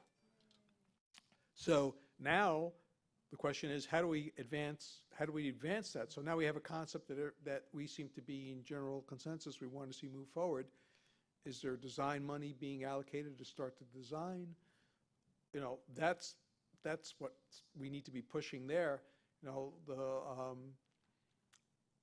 the problem is those two signals continue to get wrapped up in the bigger project, which my understanding is the county has some concerns about. We keep trying to bifurcate those two signals from the bigger project, and we need to see if we continue to work with FDOT to actually get funding in the short-range plan to start the design of those two signals and get them designed so that we can get them constructed and installed. But we could still put somebody there, the town could, during season to help with, because it worked. So, I mean, why would we not? Well, that's a whole separate discussion of whether or not we want to employ personnel to do that indefinitely. And then the problem is, if you do that, then there's no incentive for anyone to actually go forward and put the signals in, because you're kind of accomplishing a similar objective on the town's back. But we can do that. I got lost. You're talking about two signals. I know the one at Crescent Street. What's the other one? At St. Carlos, when you make the right off the bridge by Old San Times Square. Carlos. Yes, Old San Carlos and North Estero. Fifth Estero, whatever you want to call What it, did I say, right? Crescent Street? Yeah, that's the second one, the That's the Crescent second and one. that one. Oh, okay, and Crescent. And part of that opening Center Street, which we talked about, they talked about the radius there, but part of the conversation was also if we put the traffic light at Crescent and there's that parking there, would we be better off with an extra lane there that would turn, and then we'd have to do some negotiation of the parking that would have been Center Street to help Wins, or is that Wins there? It's our property. Now, what? I know, but is the parking where in front of Wins our property too? Part of it is, yeah. Yes. So Okay, when we worked on it a long time ago with the business owners down on San Carlos, we were talking about, because of all the traffic congestion and stuff, if you're going down towards Pink Shell or going home in that area, you go your normal way, but if you were just gonna, if you took Center Street, then it takes you straight to the businesses to where you wanted to go. That's what we were looking at when we were walking. They used to have a group called the Bay Walk. God, what was it? the Bay Walk group. So, Those so let me. I'm sort- getting ahead, it doesn't matter. Yeah, well, I think here's the important point, that, sort of, I wonder if there's anything I've learned from this council is, you really strive for closure, so let's try to get to closure. Right. So where we are is we either continue to sort of work through the process with FDOT and the county, or alternatively, to deal with some of these other issues that are ancillary to that project, but maybe not their priorities, is to get a traffic engineer. Because, I mean, with all due respect to everyone's opinion, none of us, to my knowledge, are traffic engineers, and we need to get traffic engineers. So to understand the geometry of doing that, the impacts of doing that, whatever, we can get an engineer to do a report to say, here's how you implement that. And then here's the cost, or there's no cost, or whatever the case may be. Here's the benefits you derive by doing that, and present that report through to town council, and then you say go or no go. We can do that. I'd be in favor of that and doing it quickly, so that when we work the FDOT, we could say, we have this, we either do or don't want that, and we can know Get what it to over do. with. Because now's the time to do it. We either do it now or I don't do it I and agree, get it and that done. way, the people who are waiting to see if we're ever going to open it, know we are, yes or no, get it over with. And I can give you all the Limited information. discussion on Center Street. No, my recollection, and it isn't as good as it was a few years ago, for sure. But that FDOT said that Center Street can't work with their coming over the bridge. For What some they said? reason. I don't remember that. Yeah, the diagonal turn and all that, that's what I was saying, but, yeah. Yeah, So if it seemed they- like, it well, seemed then- like to me then they it's said you dead. can't do it. Huh? Okay, well, then it's dead. Okay. Well, don't go off my memory, though. I'm just saying that's my Can recollection. we reiterate, how can we reiterate with Well, it's our FDOT whether street. there's any We can do what we want to opportunity? do with it. Is there a Well, way to reiterate that Actually, conversation? it is our street, but it has to come off their road. Yeah, And it's and an they own- intersecting right And of they way. own the road from the bridge. Do you know what I can do? I Should can stop just talk it. to LK and ask him. Perfect. I'll just add my MP, I'll just talk to LK. Do it. Okay, let's keep, we don't need to, we spend so much time. Anything else on this page? Anybody? Bruce? Joanne? Yeah. The financial viability and strength, the last one on that page. And this is Dennis's thoughts. We were talking about that, or Dennis particularly was talking about this in terms of trying to get and maybe I'm reading this wrong, but I think Dennis's concern was 50%. We shouldn't be paying more than 50% of that. That should be sort of a goal and objective, right? Basically, I just said we're already paying 50% or more, and we need to get it down. Right. I just think. Just so the public knows what we're talking about subsidization of parks and cultural resources, Mound House, Newton House, Bay Oaks, Pool, and Mooring Field. Financial viability and strength. Okay, go ahead. Basically, just, I think we need to set some sort of, like 25% of our ad valorem taxes to subsidize these things, or 30, or whatever we come up with. But I just think 50% plus of our ad valorem taxes going just to support those 5 facilities is too much. So some people would look at that and say, okay, the town revenue that the town generates is the ad valorem tax and parking fees, net parking fees after parking costs. If you bundle those two things together, that's what the town's property earns, so to speak. And yeah, okay, well, another way of looking at it is including parking fees. And with an objective of trying to get to 50%. You get that down to 50%, then maybe you have a new objective after that of 45 or 40, or keep working it. But anyhow, that's just a thought. So what was your question on it, though? Where are we on that? Where are we on that? Well, so I think right now, I think the mayor's figure is fairly close to accurate. excuse me, Council Bobak's figure is close to accurate. And if now the time is to say that, based on using the ad valorem, is that, okay, they're at 50% now, and next year we want to get it down to 47.5 or whatever, and then, down to 45, and down to, with the ultimate goal of getting it down to 40 or some number. That's a discussion, and, if council knows that, the 5 entities involved know that, I know that, and we will move it in that direction. I'll say that BORCAB or Bayeux has already gone down. The answer is that Bayeux has done a good job and of bringing their costs down. The sort of the outlier, if you would look at the group as a group of 5, is Maritime, but they're going on paper they're going in the wrong direction, but they have $200,000 in grants, where they had to have matching money to get a grant. So it's basically $100,000 coming from another party. What, the And- mooring field? Yeah, and their costs are going up $100,000. So on paper, it looks like they're going in the total opposite direction that Councilor Bobak would like to see them go. But if you step back from that math and look at the council agreeing to accept that grant and implement that grant, that's the reason why that number is trending in the wrong direction. I want to tell you that with the mooring field, you have to look at it a different way too, though. Before the mooring field was created, it was utter chaos. So having the mooring field there is a public safety. It just looks better. It's better. I mean, it was terrible before they put the mooring field. But it's there for the environment too. And the water quality, I was Every- going to say the same thing. No Yeah. question about that.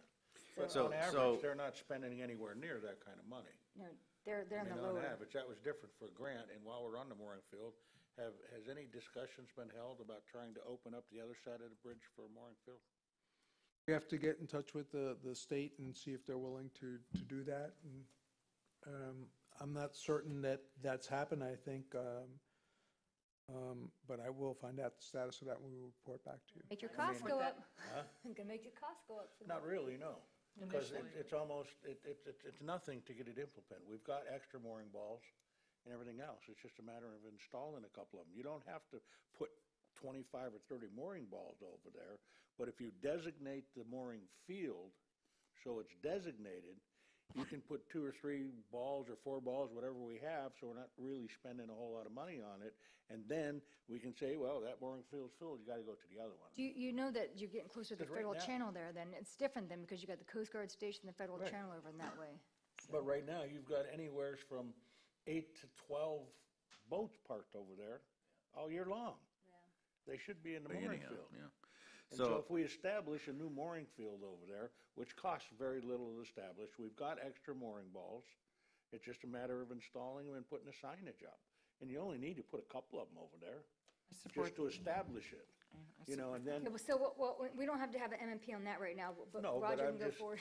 I brought it up before, I just want to find out where we were at with it. so the other thing on there is that, what other revenue activities are there that these entities can do?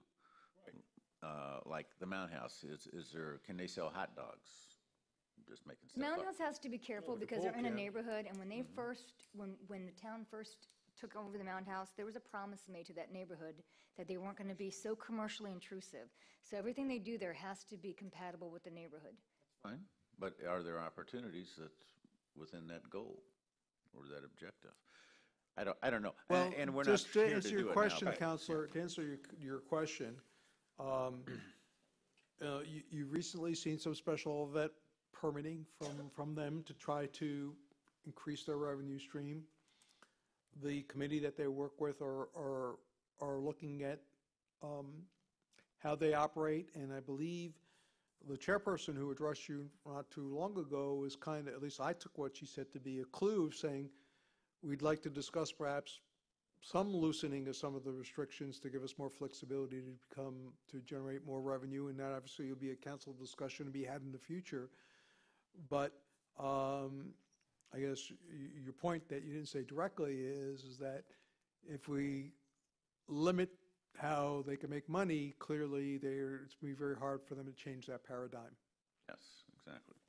Yeah, but again, you have to protect the neighborhood. That's fine. That was a promise. Okay, that's all I had on that. Joanne, do you have anything? No. Okay, and then the next page, let's see, you got payroll budget, reserves, asset enhancement and protection. Anybody? Yeah, so we got a long-term range funding for the town vision, Allison, Where are you at? I'm sorry, Bruce. midway down, above asset enhancement protection. Okay. Long-range plans for TDC. Right, so that's a very, very timely topic. We've just received our agreement for fiscal 19, which is $1.3 million. We will be, at the end of the calendar year, submitting our request, finalizing and submitting our request for 20. So now's the time to identify projects. Put that on management plan and talk about, That the council would like to pursue that would be eligible for TDC funding. I think you're all familiar with examples of, in the past, where there were projects that were eligible that the council decided weren't desirable, and we stopped those projects from moving forward. But there may be some new projects that are desirable. in agenda management, that one. Anything else, Bruce, on this one? No. Joanne? Just landscape and street enhancements. How are we progressing on that? We were supposed to, sort of a little delay in our conversation with the county, but are they going to send a landscape person to tell us some options of what fits in that narrow strip? I think we all drove along Old 41 and see the beautiful job that Lee County and Benita did together on their boulevard. So if I had to tell you where we are right now, I will tell you that my impression of the county's position is that we want to put sod in, we only want to put sod in, and that's all we care about is putting sod in, and we don't want to really That's right. talk to you and explore other alternatives, because we only want to put sod in, and anything you want to do or out of the box that goes beyond sod is, we will point out each and every problem that potentially could create. So I really think that where we're going to be is having to perhaps look at a decision sometime in the future where the town takes over the landscaping and maintenance of those things and comes in and does it under some type of separate agreement from the Estero Boulevard project. But you know what? They have $1 million in their boulevard thing for landscaping. I mean, the LEAP plan has landscaping in every boulevard, minimum standards. And I go along right now and I see that grass, and they're getting pretty close to code enforcement. I mean, the weeds are 12 inches tall in some areas now, and there's big weeds that you're like, is that a plant or a tree or a weed? I noticed that too. Okay, and that sod Don't we hasn't have been a down very maintenance long. code? And we do have a maintenance code, and they do, I mean, it's their boulevard, it's their whatever. This whole idea that we're gonna wind up maintaining and mowing all this is kind of craziness, number one. But number two, we do want some landscape. So do we take it upon ourselves to tell them what we want? Is that, I mean, So I'm going to go back to since back they don't seem to be forthcoming? in 2013, right here. They were talked about this already there was a joint discussion between the town council and the county where they talked about landscaping, and they said landscaping only if right-of-way allows, and medians are not favored in general. Every time and then you go to 2011 where it was a different conversation. So every time there's another council coming in here, things change. So, I mean, why do we have that grass strip then, if they're not going to landscape it and we don't which have grass much? strip are you talking about? Well, between the sidewalk and the whatever. Is it mentioned for, that before. is I it for said just cement it in mailboxes? if you're gonna Or put do that you want crap in wider there. sidewalks for everybody? Because at this point, that serves no purpose, absolutely no purpose. It does not beautify and it just narrows down the public access part, and I'm not sure what point it serves. I remember you guys talking about the sod at one point, they said that that was just there right now while they were, I brought it up because all you're gonna do is plant that stuff you wanna call grass, which is actually weeds. They just Nobody's said gonna, it was. it looks like hell. All you have to do They is go did drive say it was any- only a any holder street for and- now. I was and gonna say, were they gonna do did say it was a something else. holder. They said it was just a holder for now, Yeah. and that they're gonna do something else, so. listen, we can't make them do it. So, I hate to sort of go back into, to put my hand back into the same box, but unfortunately I have to. Okay. Where we are with them, if the council wants to pursue a landscaping plan there, then we will need to engage a landscape architect to design the landscaping. Could be based on Old Bonita, if that's something that the council likes, is sort of something similar to that. Because there's going to be all these technical arguments that it will die without water, and this plant won't die without Yeah. water because it's Florida native plant. It'll create a visual obstruction. No, it won't create a visual obstruction. And all these issues, we're going to need someone who can design a landscaping plan that's bulletproof from potential criticism and from people who may not want to see that landscaping there. I would just like the boulevard to get done and talk about landscaping later. But there's. That's that- another there's no- alternative. But there's no such things, I mean, it won't get done if we don't force the landscaping to be done. I mean, it's in the budget, they've got Leascape, they've got their own architects. Lee County has their own architects, and they have standards for their boulevards. I mean, I don't have the document with me, but I mean, I don't understand why Fort Myers Beach gets treated differently than someplace else when they've Because we got always have been, and standards. we've always let them get away with it. That's why we get treated like that. But we also, look at the mixed message we send though, because like, I remember when Hercules came in and they said, can we put our trees back on our right of way? We said, nope. Well, I said yes, but the majority said no. So the town doesn't want landscaping on our right of way because we own that right of way, but now we're telling the county, we want landscaping on your right of way.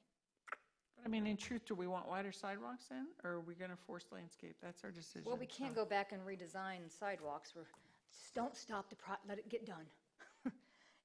Get rid of the wall in the middle of the road. Can we find out what it would cost to get a landscape architect to come with some minimal plan that we bring forward to the county and say, this is what we're looking for? We can get a proposal. It'll be helpful to do that for cost containment purposes. If the council said, we like something that looks like this, because that narrows the universe that the landscape architect would have to look at in terms of their time and effort. So, if there's a consensus, for example, that something similar to Old Bonita would be acceptable, then that narrows the field. They can look at the sizes of the openings, they can look at the materials that's Right, used that's- there, and give me a proposal based on what it would take to move forward from there. But does Benita have irrigation? Yes, they See, to do. me, They do have I think the qualification here is that it needs to be Florida native plants because there is no irrigation. So I don't think that we can say, oh, let's make it look just like Benita. But when I because- say the look, I don't mean necessarily the exact same plants, I mean right. the look.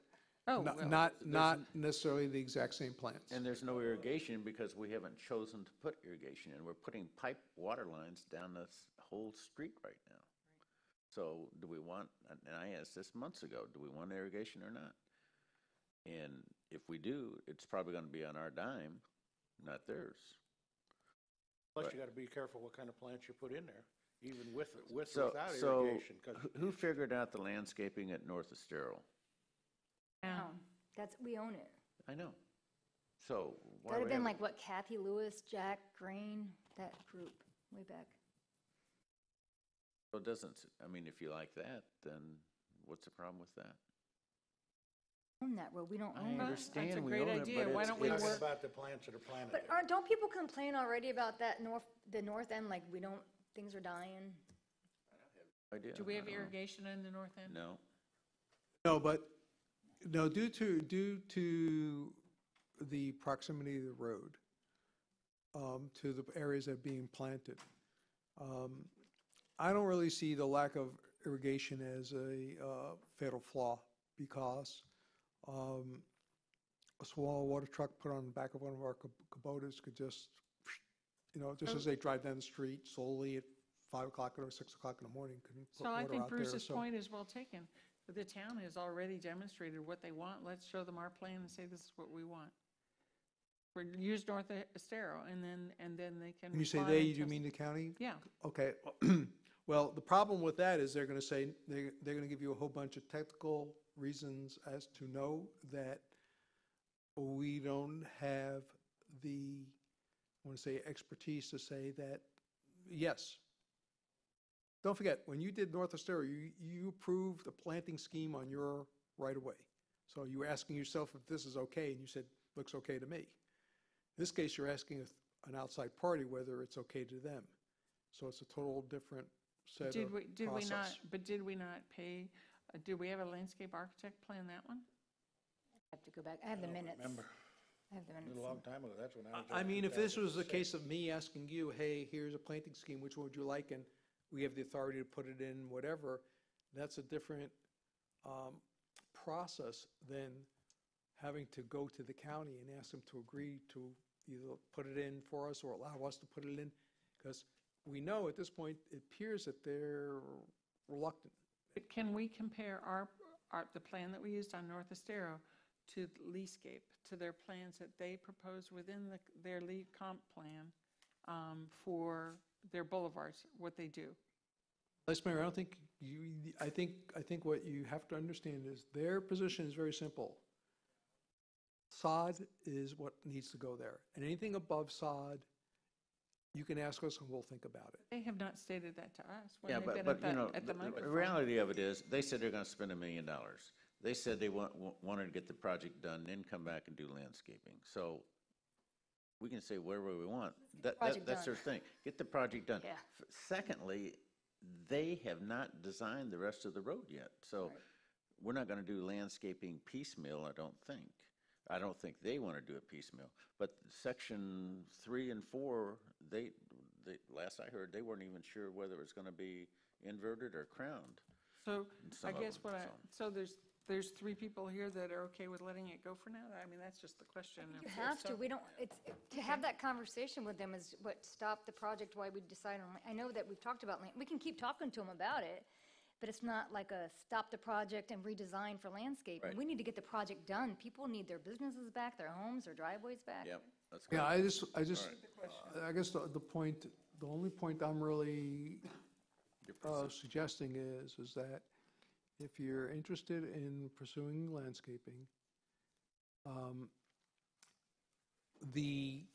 what that will eventually look like, and whether the county will agree to it, that doesn't necessarily conflict with them building out the project. That can be done on a parallel track,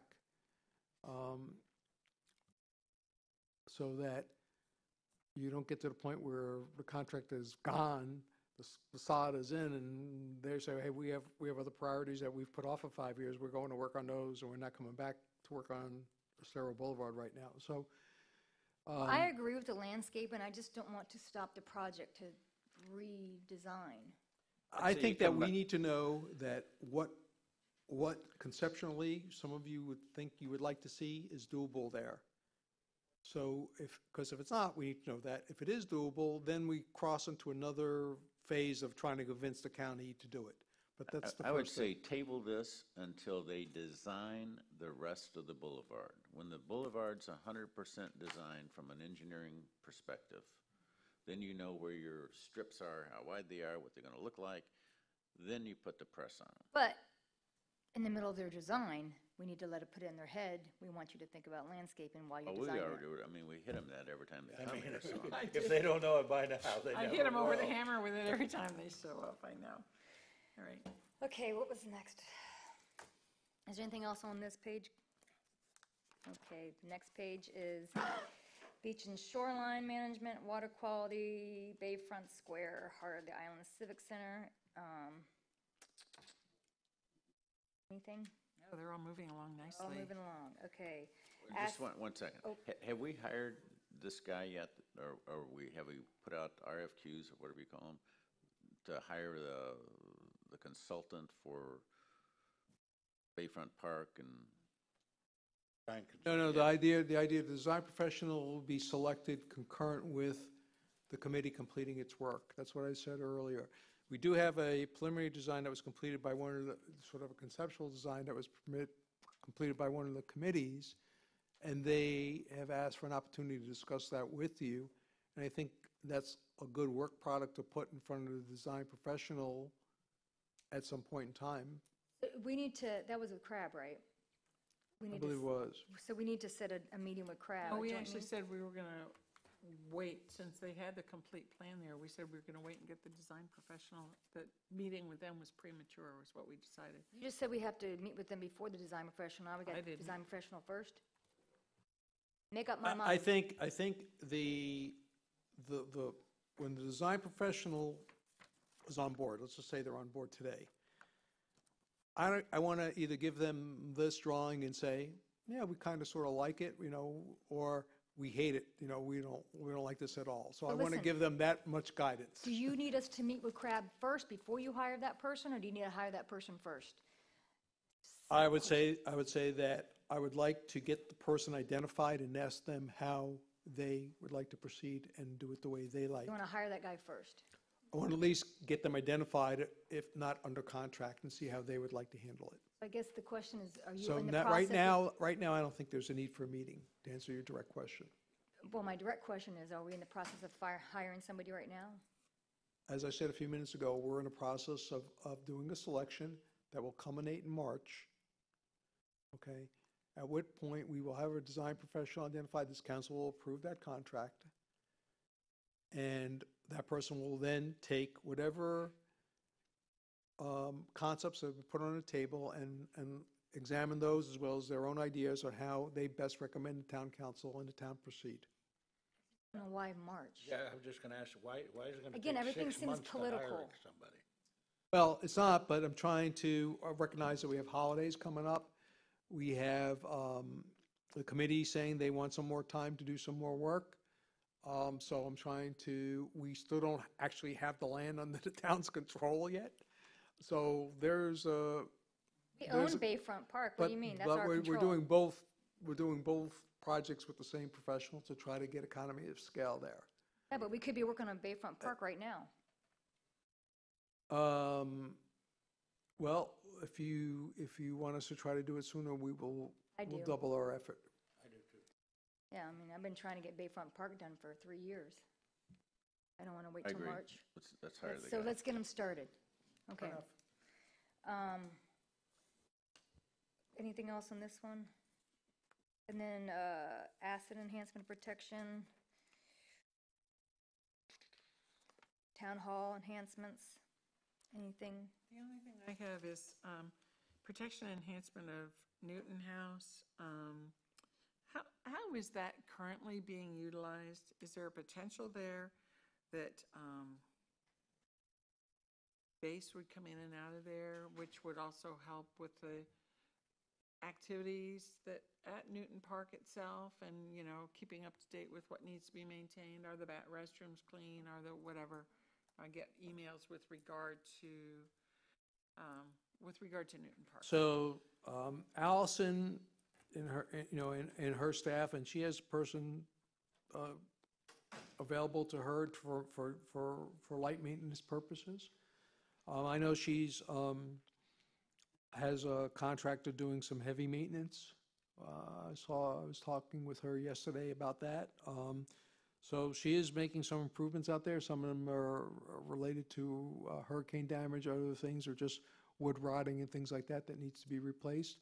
Again, when things are historic, it's not just grabbing a GC off the street, it takes a specialized type of contractor if you're going to maintain your historic, desire to be historic. So in any event,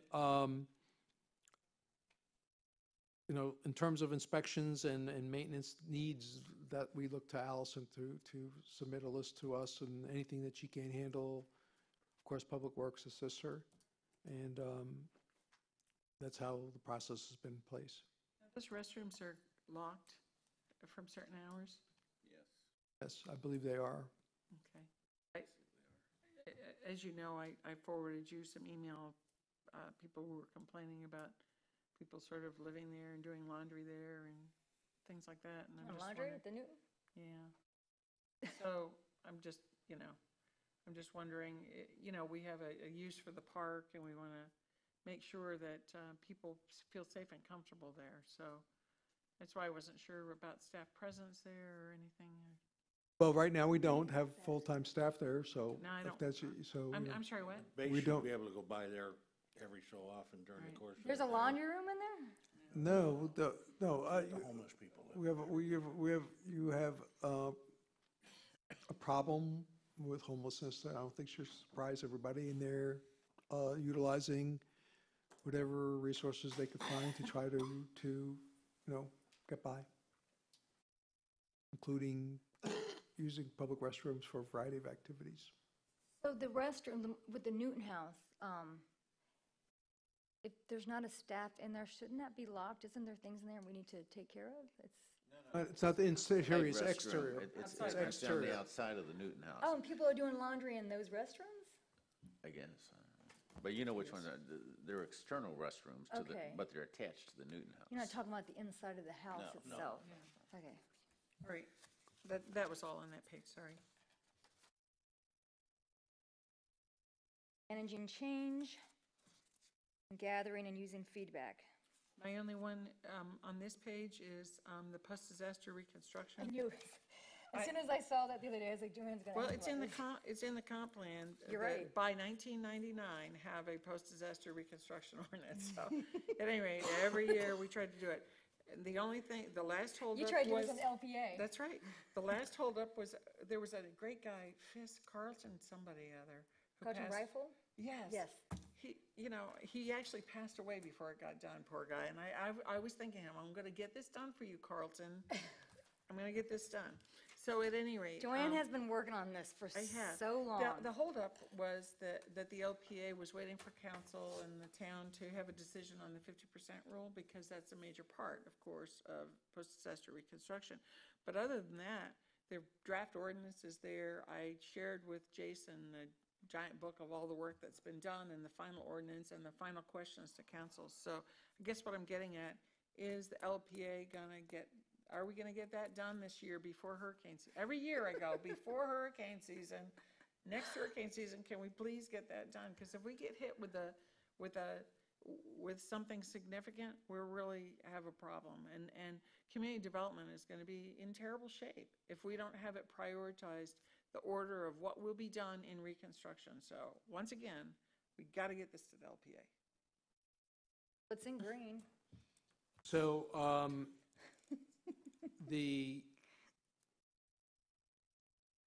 thank you very much for providing, might have asked me the historical perspective on that issue to us.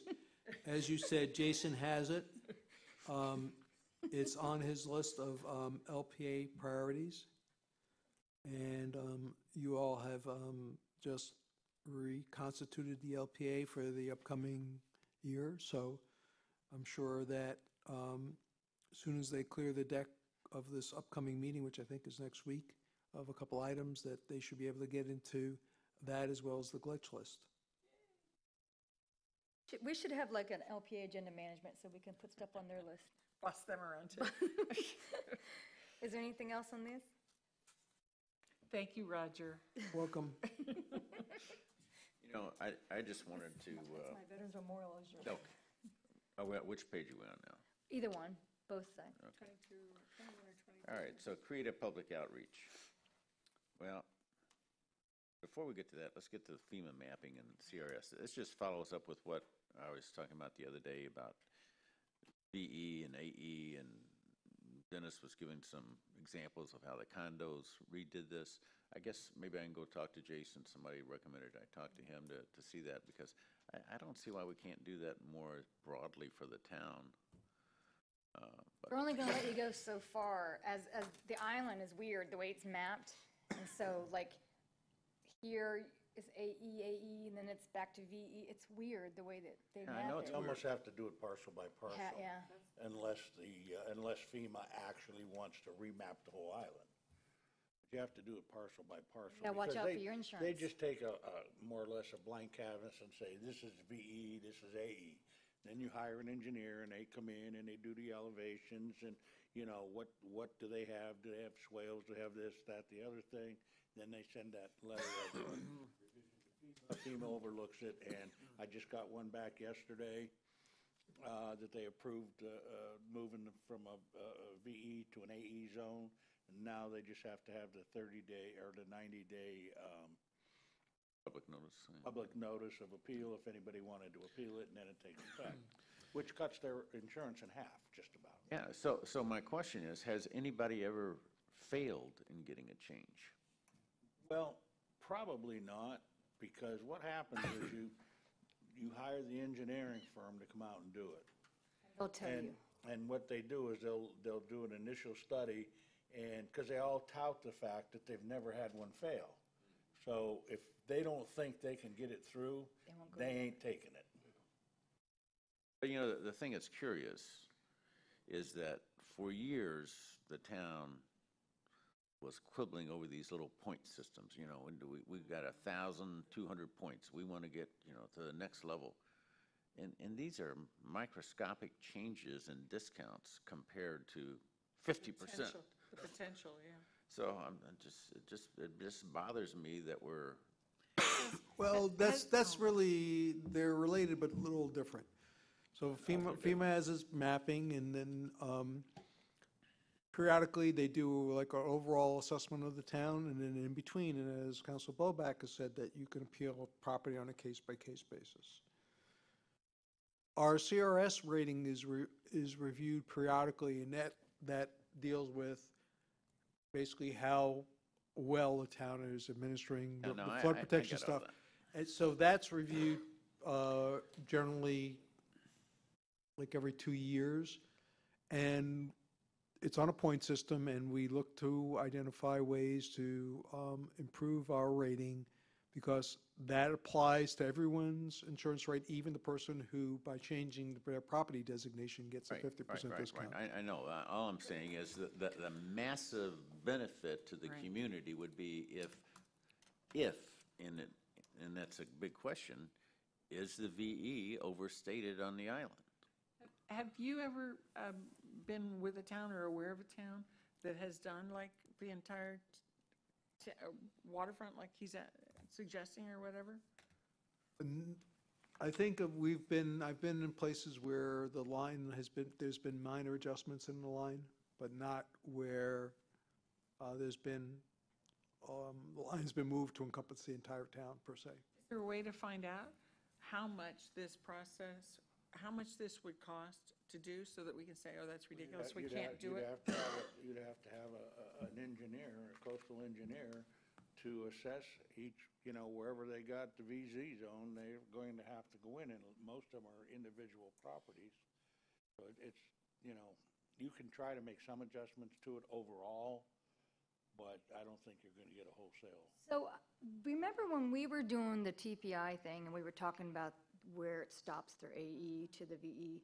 And I'm not sure if I'm saying this correctly, but I'm going to try to say this correctly. We asked why they had to go a little bit higher, because they said that their engineer said they could not. Remember, we had talked about that they would not be able to change from VE to AE, so that's why they needed that.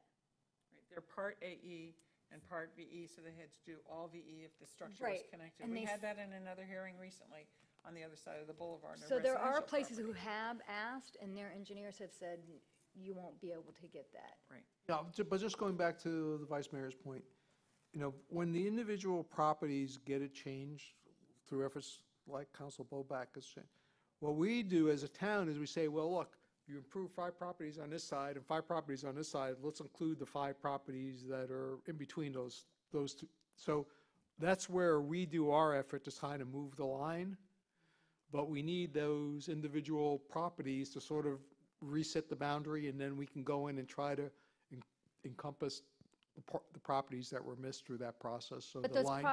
those private property owners have to ask, it's their property that's being affected. The town could ask to move the line as well. The problem, again, that you have is the way they change those zones. Part of what the engineering is doing is what kind of an obstruction is in front of them, in other words, to help break the water. I don't know, John, can the town ask and for, like, can I go in and ask, can the town go in and say, we want to change Joanne's property, her map, without her okaying it? That's a private property. Normally, it's the private property owner joins in and I shares thought. expenses. Yeah. What happens is when we're FEMA getting does way the off overall mapping, there's an appeal process once they've done the overall mapping that the town can get involved in. That's a little different, yes, but that is a different Try process. to do it individually, here and there. It's Yeah, just to be Or clear, we just to be just clear, what we're really saying is we use the individual cases like Council Blowback are establishing as sort of precedent to move, say, look, out of these 15 properties, you approve these 10, you might as well approve these other 5 because they all fall into the same criteria. And that's what we do when they do their annual types of reviews to try to move the line. Does the town floodplain director have insight enough to know whether there's any potential for us to do something, or Every that it's- individual one comes through Yeah. here, the town, so we're keeping track of there's sort of an enclave created that we could then try to push to move the line beyond that enclave. So I'm going to tighten this up real quick. Is it worth us for the town to go ask for the whole town? I mean, the I answer don't is, think it'll be successful if that's your question. okay, so is that your That's what I question, was Bruce? getting at, yeah. I did not expect that the whole town would be flipped from VE to AE. The whole town being assessed. But I guess my question is, what's the chance of a big portion of the town? Because you don't want it to be AE if it is VE. That's not fair either for building heights and insurance for the, public good and everything. I mean, fair is fair. But apparently, it's sort of it's not a robust system today that establishes VE, I guess that's what I'm So saying. should we ask Jason, like, what, if we can do that, if we can ask just to have the whole town looked at? I mean, what's the cost in that? If I'm not mistaken, I think FEMA. Expensive? Like, high, what is expensive to you? I don't know. I mean, Parcels, individually parcels, hundreds of thousands. individual Right. parcels run up to $50,000. Okay. I'm getting them all done for like 16 grand. Are you? I've seen them as high as 50,000 Okay. Yeah. on individuals. Well then. But I think FEMA's about ready to do a remapping. That'll be next think budget next hearings year. discussion. 19. Okay, can we have somebody find out, as Dennis is saying, that when FEMA's going to do another remapping? Yes. I thought I heard somewhere around next year, sometime in January. We can tell you when they have it scheduled for, that's not always when they do it. Yeah. Thank you. Thank you. Anything else on this one? Yeah, not on FEMA. But that's okay. Okay, create a public outreach. The thing that's interesting about that, and there's some good points there, but it gets back to the boat dock thing that we were talking about, that ordinance. Street performers. There's been numerous examples that I can't put my hands on right now where we want to make sure when we do ordinances that we get input, not just from ourselves, but from the people that are going to be impacted by it. And I think we're trying to do a better job of that. But the perfect example was the street performers thing the other day. We were all set to push that button, and then suddenly the people at Town Square or Times Square came back and said, no, don't do that. We want to. So all I'm saying is we need to be very deliberate in getting input from our committees and from the citizens and the businesses whenever we do something. That's all I'm saying. So I missed that meeting when you guys talked about street performers. I was at the water management. But, so you were going to go forward with changing it then? We weren't really changing, we were going to be looking at it, but We're gonna, No, there was going to be a moratorium. moratorium. For this Moratorium. year. 60 Like a days. moratorium. Okay. Anita had suggested putting a moratorium on, and then when it got feedback from everybody else, that's when we backed away from Is the feedback coming again from the street performers or from the citizens? the street performers and the. So you Times realize that our Square. job is to set desired policy of the citizens, not the street performers. It wasn't, We the understand street that, Tracy, performers but you came in gotta get- last. It was the public that came first, and then the What? street yeah. The public what? Yeah, that people from Times Square said, we want the street performers. Anyhow, it's just an example of getting See, input. that's one of the problems. So when we do management and planning sessions, 2 of us wanted public input and 3 of you didn't, and that would be a place where we would get the public input. Saying, if you want to have if you want to hear this at management and planning sessions, then you'd have to open up for public input. So get we that won't kind of go stuff down ahead that. of time. Another example would be the Heart of the Island. As we talk about the Heart of the Island, are we getting input from the library and Matanzas Pass and the school and the this and the Board businesses? cab wanna meetings are, get the- you board wanna- cab meetings are open to the public, and anybody can come to the board, and that's Heart of the Island. That's fine. All I'm saying is, this says create a public outreach. That doesn't mean, if they didn't know about it and they didn't hear about it and they didn't come to the meeting, well, that's their fault. The idea is to reach out and get their input, How do you want to reach out? whatever is necessary, Okay, give me an example of a reach out. okay? Heart of the Island. Okay. They ought to be reaching out to the library, the school, Matanzas Pass, and any businesses in the area. Ask for their input. Ask them to come to the meeting. What do you think about this? This is what we came up with. What do you think? That's outreach. I'm just saying, from a strategic standpoint, we I think Sean recognize- does that. He I might. know he does. Fine, that's good. I'm just giving you an example. Well, sometimes we have outreach, just like when the residents come and they want something, and then we don't listen to them. Well, They didn't want a stormwater drain somewhere down there, but they end up getting it anyway. Sometimes a few people, well, that's fine. That is good input, though. You want that input. Then you have to make the right decision after you get the input. So that's fine. I mean, you can't satisfy everybody. That's not going to happen. so for But you want what the it's input. worth, one of the ways to ensure that things don't happen that people don't know about is for us to be careful at council meetings when we sort of say, I have a great idea, or someone called me about something, and 2 people nod their head, and all of a sudden we're off to the races. So let's make sure that we continue to use our committee system to vet ideas, and if nothing else, that ensure that there's at least 2 or 3 public meetings till something gets changed, that people can, find a way to give their input if someone does get left behind without previously being given a chance to get input. Is there anything else on those 2 pages? Nope. Okay, the last page, create public outreach strategy and those to carry over, and effectively use technology where applicable. So this one is the only one that has yellow, to conduct a council work. What is that? To be discussed at M&P. Conduct a council work. I guess it would say workshop. We have those once a month. I think it must be, got cut off. I'm assuming it's talking about a workshop of how do we Well, it do says our public lead, outreach. lead RH. Right, so, Oh, Roger Hernstadt. right, so, Resource human. I'm thinking of all the staff that can be RH. right, the reason why we show that in yellow, and we want to have a detailed discussion with you at some point, because, as I mentioned earlier, when I was in college, I worked for a surveying firm. And unfortunately, as a result of that, I learned the tricks of the trade of surveying to get and solicit certain answers. So,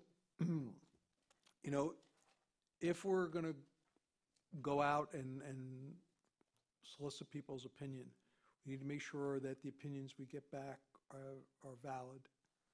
No one sort of stuffs the ballot box, if you will. And so it's more than just saying, is this town doing a good job for 8, 1 through 5? to be able to get a valid answer back, because even if everyone just checked off 5, you really can't believe that, if you really are familiar with surveying and statistical approaches to getting valid data.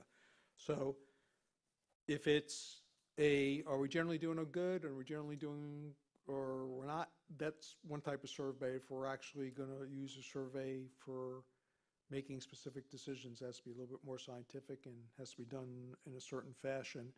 So we have to talk about whether we want to mail something out, whether we just want to have a place on our website that people can complete 10 questions. So there's a lot to talk about on if you want to do that and how you want to do it, and very importantly, what you expect to do with the results. And, you know, I think another important part of that, too, is when you do those surveys, that you're making sure that the feedback we're getting is from our citizens, because we're here to take care of our citizens and do what our citizens want. I don't want feedback from people off the island. I want feedback from our citizens. All that is part of the validation process. When you get these answers, are you hitting targeted population? Are you getting valid answers, et cetera? At the social media, because we have the Facebook that Christy's working on. Right. So we've tried to increase our participation in terms of putting out things that are relevant via our website and Facebook. We have our top 10 that we put out every month of upcoming things of note that the people in town should be aware of. And, obviously, these are all second and third and fourth and fifth assignments for our existing staff. So at some point, the ideas may exceed our internal capabilities, and we may have to look to additional ways to get anything done beyond what we're currently doing, because we are going to start sort of running out of staff hours to do this stuff.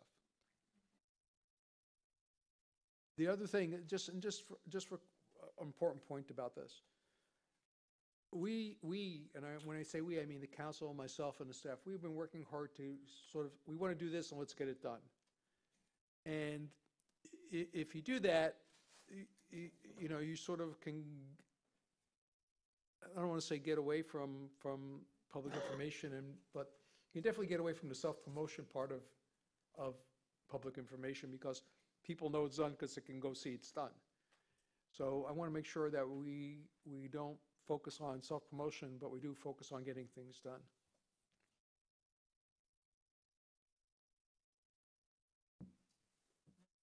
Thank you very much, Roger. Okay, discuss monthly reports from Beachwater, Community Development, Cultural Resources, Parks and Rec, and Public Works. To my recollection, Madam Mayor, there are no issues pending hard council input. So the reports contain accomplishments over the past month, planned activities for the upcoming month, and statistical information on work activities for the past month. I did not make any notes, so I apparently don't have any questions on this one. Do you? Well, I see you're highlighting. Yeah, I've got some highlighting. I'm trying to decide which ones I can just talk behind the scenes to people about and which. So let me just look through quickly. I guess one question, of course, was the asphalt restoration on Coconut, Hibiscus, Mandalay, whatever. And I just expressed concern about us not paving more than we need to in areas, keeping mind of that. That's all. I agree with you, 100%. That's all. So then everything, let's see. Especially when we're asking the county to give us landscaping and not pave everything, and then we're paving everything. Oh, let me just look real quick. I think most everything I can talk to Roger about. I just wanted to see. That was that one. Type.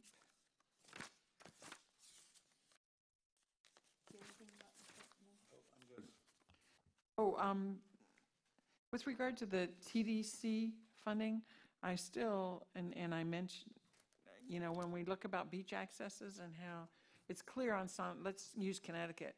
It's clear on Connecticut Street, Connecticut Street comes from the bay, crosses Estero Boulevard, and then goes to the beach. And to me, Old San Carlos Boulevard does that too, comes from the bay, da-da-da. So I'm still hot on the topic on our TDC, that I don't understand why we don't get TDC for that part across there that goes to their pier and their whatever, and their walking area, the access down to the beach there, because they say in their own statistics, they say like 50 or 60% of all people that travel to Lee County wind up going to that pier. So I'm thinking, to me, there's an opportunity for TDC funds that. So I just mentioned that again in passing. Came to mind here. I wanted to say thank you for staff development. I noticed that staff are taking on some online computer training classes, and I really appreciate that you're working on staff development. And then I had one question on, mentioned that, the repetitive loss letters. I'll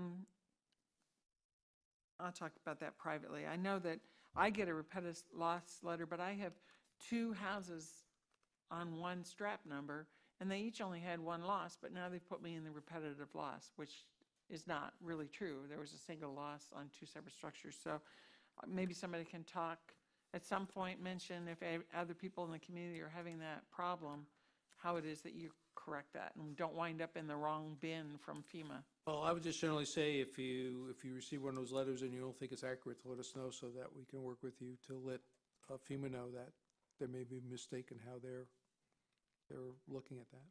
Then the Insurance provider should be able to help you with that as well. Insurance agent.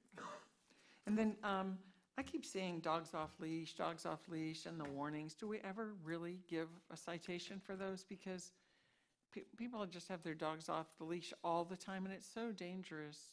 You know, it could be really dangerous. We've had one attack on the south end of the beach, and I just feel like, in all honesty, the warnings don't work. If you got a dog off the leash, they're off the leash. Everybody puts the leash on the dog and lets the dog drag the leash down and go, oh, the dog got away. You know, I think that's one where it's a safety issue in a lot of ways, and that we need to actually give some citations on that. So that's how I feel. And I like dogs. It's not that. But, I mean, we have a regulation, and it just, the warnings just aren't working on the beachfront, that's all I'm saying. And the other thing with regard to that, real quick, was when we met with Lee County, you know, it's in our comp planner somewhere that supposedly Lee County maintains the beach from Lynn Hall, the parks or something from Lynn Hall North or whatever. And like dogs aren't allowed from Lynn Hall North or something. And I don't understand. They're just not allowed on county property. It was On a the former county public works director had said that they weren't allowed on. Okay, but dogs are allowed the full length of the beach other than critical wildlife Just area, not on and the private town does, properties. just not on private properties along the That's- wet sand. Bowditch Point, Lynn Hall Park, and Crescent Beach. They're not Okay, allowed to good. have dogs on those 3 properties. So, I mean, I don't know, you know, if you're coming from the north or to the south going north, you got your dog, well, you gotta stop at Crescent Beach. No, because they're on the state wet sand. The county doesn't own into the water any more than anybody else does. The county doesn't own into the water, the state owns the water. So you should be able to walk your dog on the wet sand in front of the parks. People do all the time. I know, but he's saying you have to stop. You don't Well, have they're to stop. supposed to. I mean, they're not allowed to have dogs on Lynn Hall property. No, on the property, but along the beach. Okay, at any rate, off topic, sorry. That's it for me, thank you. Is there, Bruce, do you have anything with these reports? All of them? Do- Or do we- Yeah, we just kind of, because I did all of them. any questions I have, I ask ahead of time unless it has something Right. we've got to talk about. So I don't know if there's anything.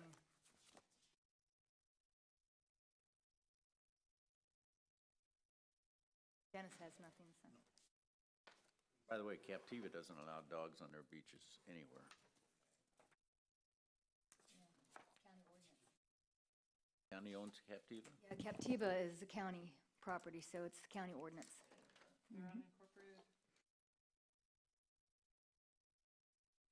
On the short-term rentals, we were talking about last time to show the number of condos that have opted out rather than just units.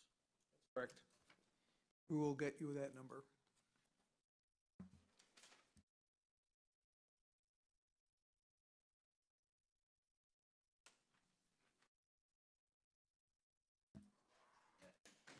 clarification on the Tetra Tech report. It says Estero Boulevard Phase 2 water main installation is completed from Lovers Lane to Madeira. The new water main is in service and fully functioning. Remaining work on Phase 2 is being coordinated with Lee County roadway project under progress.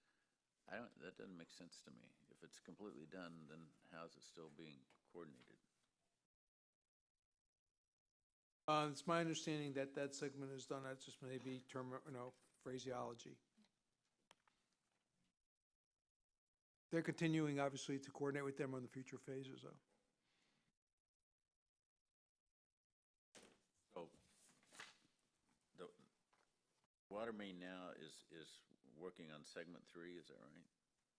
Working up by Lazy Way and Sterling in that area, they just put the dewatering system in, and in advance of starting to put together the pipe for that next phase going southward, I guess you would say.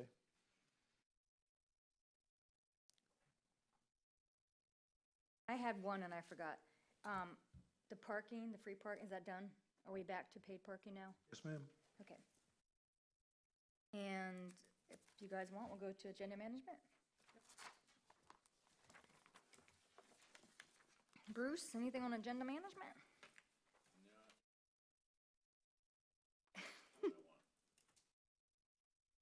Joanne?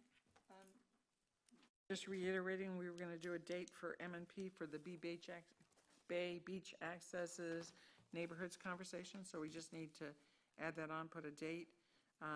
Let's see, you did post disaster Sorry, build back. Joanne, where are you at? The Bay Beach neighborhoods, so we just want to make sure we add that on, the Bay Beach neighborhoods conversation.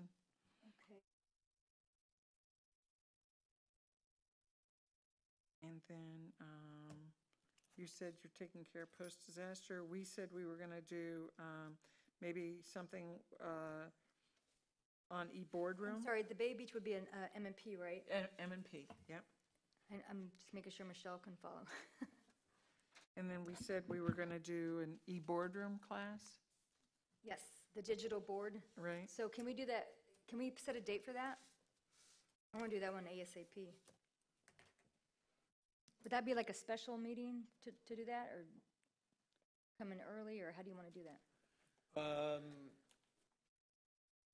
Yeah, I think we need to set like a date where you come in maybe 90 minutes before a meeting, or set aside a date for 90 minutes, and we'll do a mock meeting. And John and Michelle will work, make sure it's properly advertised for the type of meeting it's going to be. Okay, so what, you guys are the ones who are traveling, what can you do? Not the last week of October or the first week of November, except that Thursday morning, the first week of November, I'll be back. What about sooner than Everything that? else, I'm good.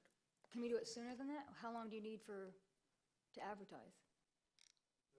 Advertising is just in case someone says something, really more as a precaution. I'm than ready, anything. I want to learn, I mean, everybody has these are. Do it a workshop? Just have like a special workshop, or do it on a regular workshop? Do you want to just have a special one for this?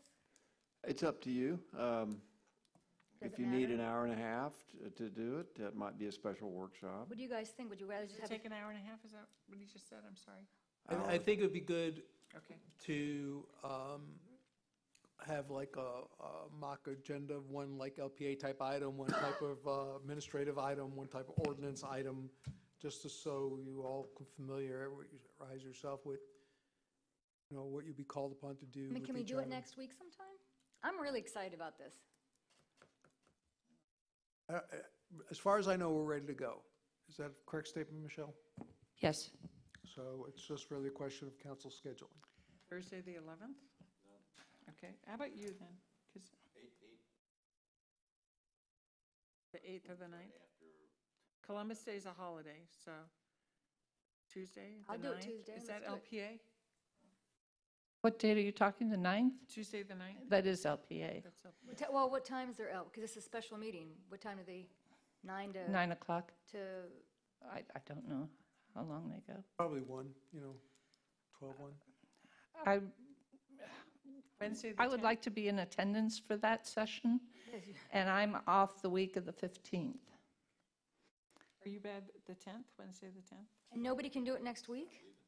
Okay, you're leaving. I can't do it Wednesday or Thursday. Jeez. I mean, it'll take longer than an hour, huh, so we couldn't do it in front of the meeting on the 15th? They said maybe an hour and a half, but can't we just come in sometime like during the week and get this done? Everybody travels too much to be on council.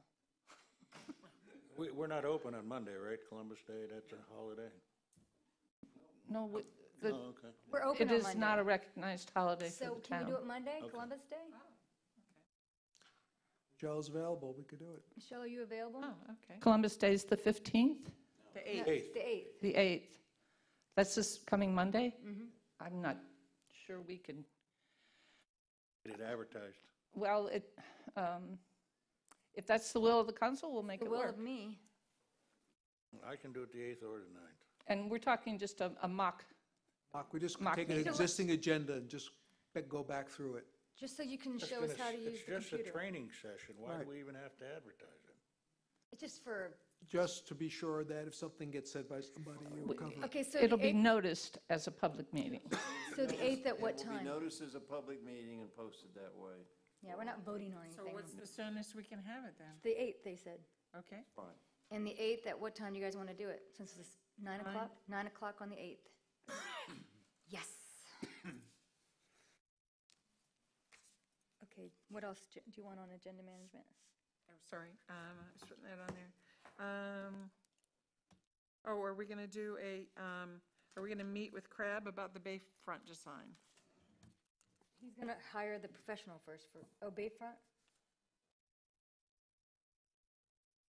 Wait a minute, did you want to meet with Crab first? We talked about this earlier. I feel like it went around and around and around.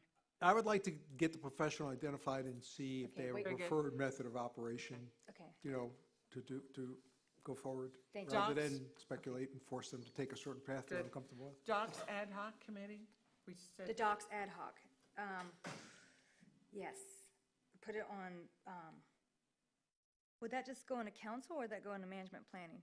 If we have to advertise, like, how do you guys want to do that? Because we have to have an actual meeting where we, I think you all have to have a discussion about that and then decide whether you're going to continue to work through the issues, you're going to assign it to a committee, docs whether you're or going to assign it to an ad M&Ps hoc on? committee. M&P. Docs, okay, and then we'll make the Docs decision. slash ad hoc M&P? Right, Okay, it may just be a thumbs up, thumbs down. okay. And then identify projects for TDC, we're going to put that Yep, on or let's not? put that on. TDC, That's it. projects, that's all you got? That's what we talked about in this meeting, that's what my notes were, yeah. Okay. Dennis, do you have anything? No. Bruce, oh, you said we already covered them. So with the March election, if we want to do, should we M&P anything about referendum? Is there anything anybody wants to talk about to go to referendum? I mean, do we need to M&P that? I have nothing. If you have something, I'm Nothing? happy to discuss it, but I don't have anything. Because our time's getting short if there's anything that they're going to want Anybody to put on. have anything? I don't. I've mentioned before, I think we should go back, get rid of this plurality thing and go back to being I by agree with you, seats. and I would put that on the M&P to talk about. And the other one I mentioned before, because, and it was just brought up with the mayor of Sanibel, when he was given a thing about changing the mayor every year, I think the mayor should be an elected position. So since Not change the There's number of two of councils, us. not get any more there's, power or anything that, just that way, when you're dealing with other entities, other towns, other government relations, you've got somebody that's going to be in that position they're going to have to deal with for the next so 3 years. you have whoever it two of may us be. that would like to discuss the referendum items, okay. So that'd have to go on a quick M&P because, You'd have to put it on a, probably, I mean, I'm not sure, Michelle, how much time do we have if we wanted to get something on there? A ballot, a referendum on a ballot? I'm not positive, but I think it's 120 days prior to the election is what the supervisor of elections needs. well, we should probably do it soon because you have to have a referendum charter committee in order to put someone on referendum or no? That's just some, okay. So, and the other thing, I don't know if this is M&P or if it's town council items. So if it's town council items, tell me shut up and I'll talk about it later. But I've been doing a lot of research and stuff, and I'm nervous about this moratorium. And I had asked for a legislative interpretation about, that had to do with the moratorium that you're talking about doing, about whether you could have more than one single, this was in April 23rd, I asked if the council could make a legislative interpretation, if you could have more than one single house to be built on one parcel. I said that whole long thing, and nothing ever happened of that. And I'm thinking that might be a better way to handle than the moratorium. And I don't know if that's something we should MMP, because I have been looking at a lot of properties, and that moratorium, I'm not sure is the right way to go. What does our attorney say? He advised us that it was a good way to go, so. Are you interested in delaying or tabling the upcoming consideration for the second reading on the Well, I moratorium? can't delay, no, we have to open it, right? No, you have to proceed with That's- that. Yeah, But then tabling it and then I'm wondering if we cannot, asking for legislative interpretation. well, the council makes a legislative interpretation per our comp Right, plan. right. And so what I'm saying is, can we not, should we MMP this discussion, and can we not, whatever issue is coming up that might be on that moratorium, can the council not just handle it during legislative interpretations without having to moratorium people's properties and rights and worry about all the issues that come with that? So the answer is that it's a significant issue. And if you're not comfortable, I'd be the swing vote, and I I'm am. going to say, if you're not comfortable as a council going to a second reading because there are other alternatives and things you want to talk about in advance of that, by all means, you should have a discussion and either get whatever opinions and whatever you do to get comfortable, because it is a significant issue. It's a significant, you agree, it's significant. Yes, ma'am. So I'm suggesting that we M&P this to see if legislative interpretation isn't a better way to handle it. Can't that discussion happen during the second reading of the moratorium? I mean, that's part of our deciding whether to vote Okay, yea well, then or we don't nay have to at the M&P it, we can moratorium. decide then. But All right. if you would, I agree that if the attorney would bring forward his opinion to us as to whether what you're proffering there, a legislative interpretation, is a good way to do this, then he provides that at the second reading, and then we'll all be able to vote according to what we've learned. So that's all I have. Is there anything, Roger, that you needed us to? The March council meeting dates, if you, Yes. I told you, it doesn't matter to me. I think I emailed you.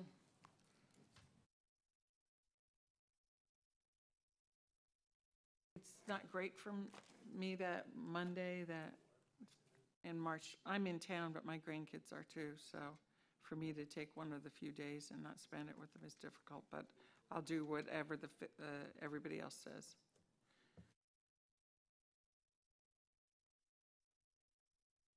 I'm fine with any of it, Michelle. Whatever you need to do. So if it works for everybody else, I will go with it, yes.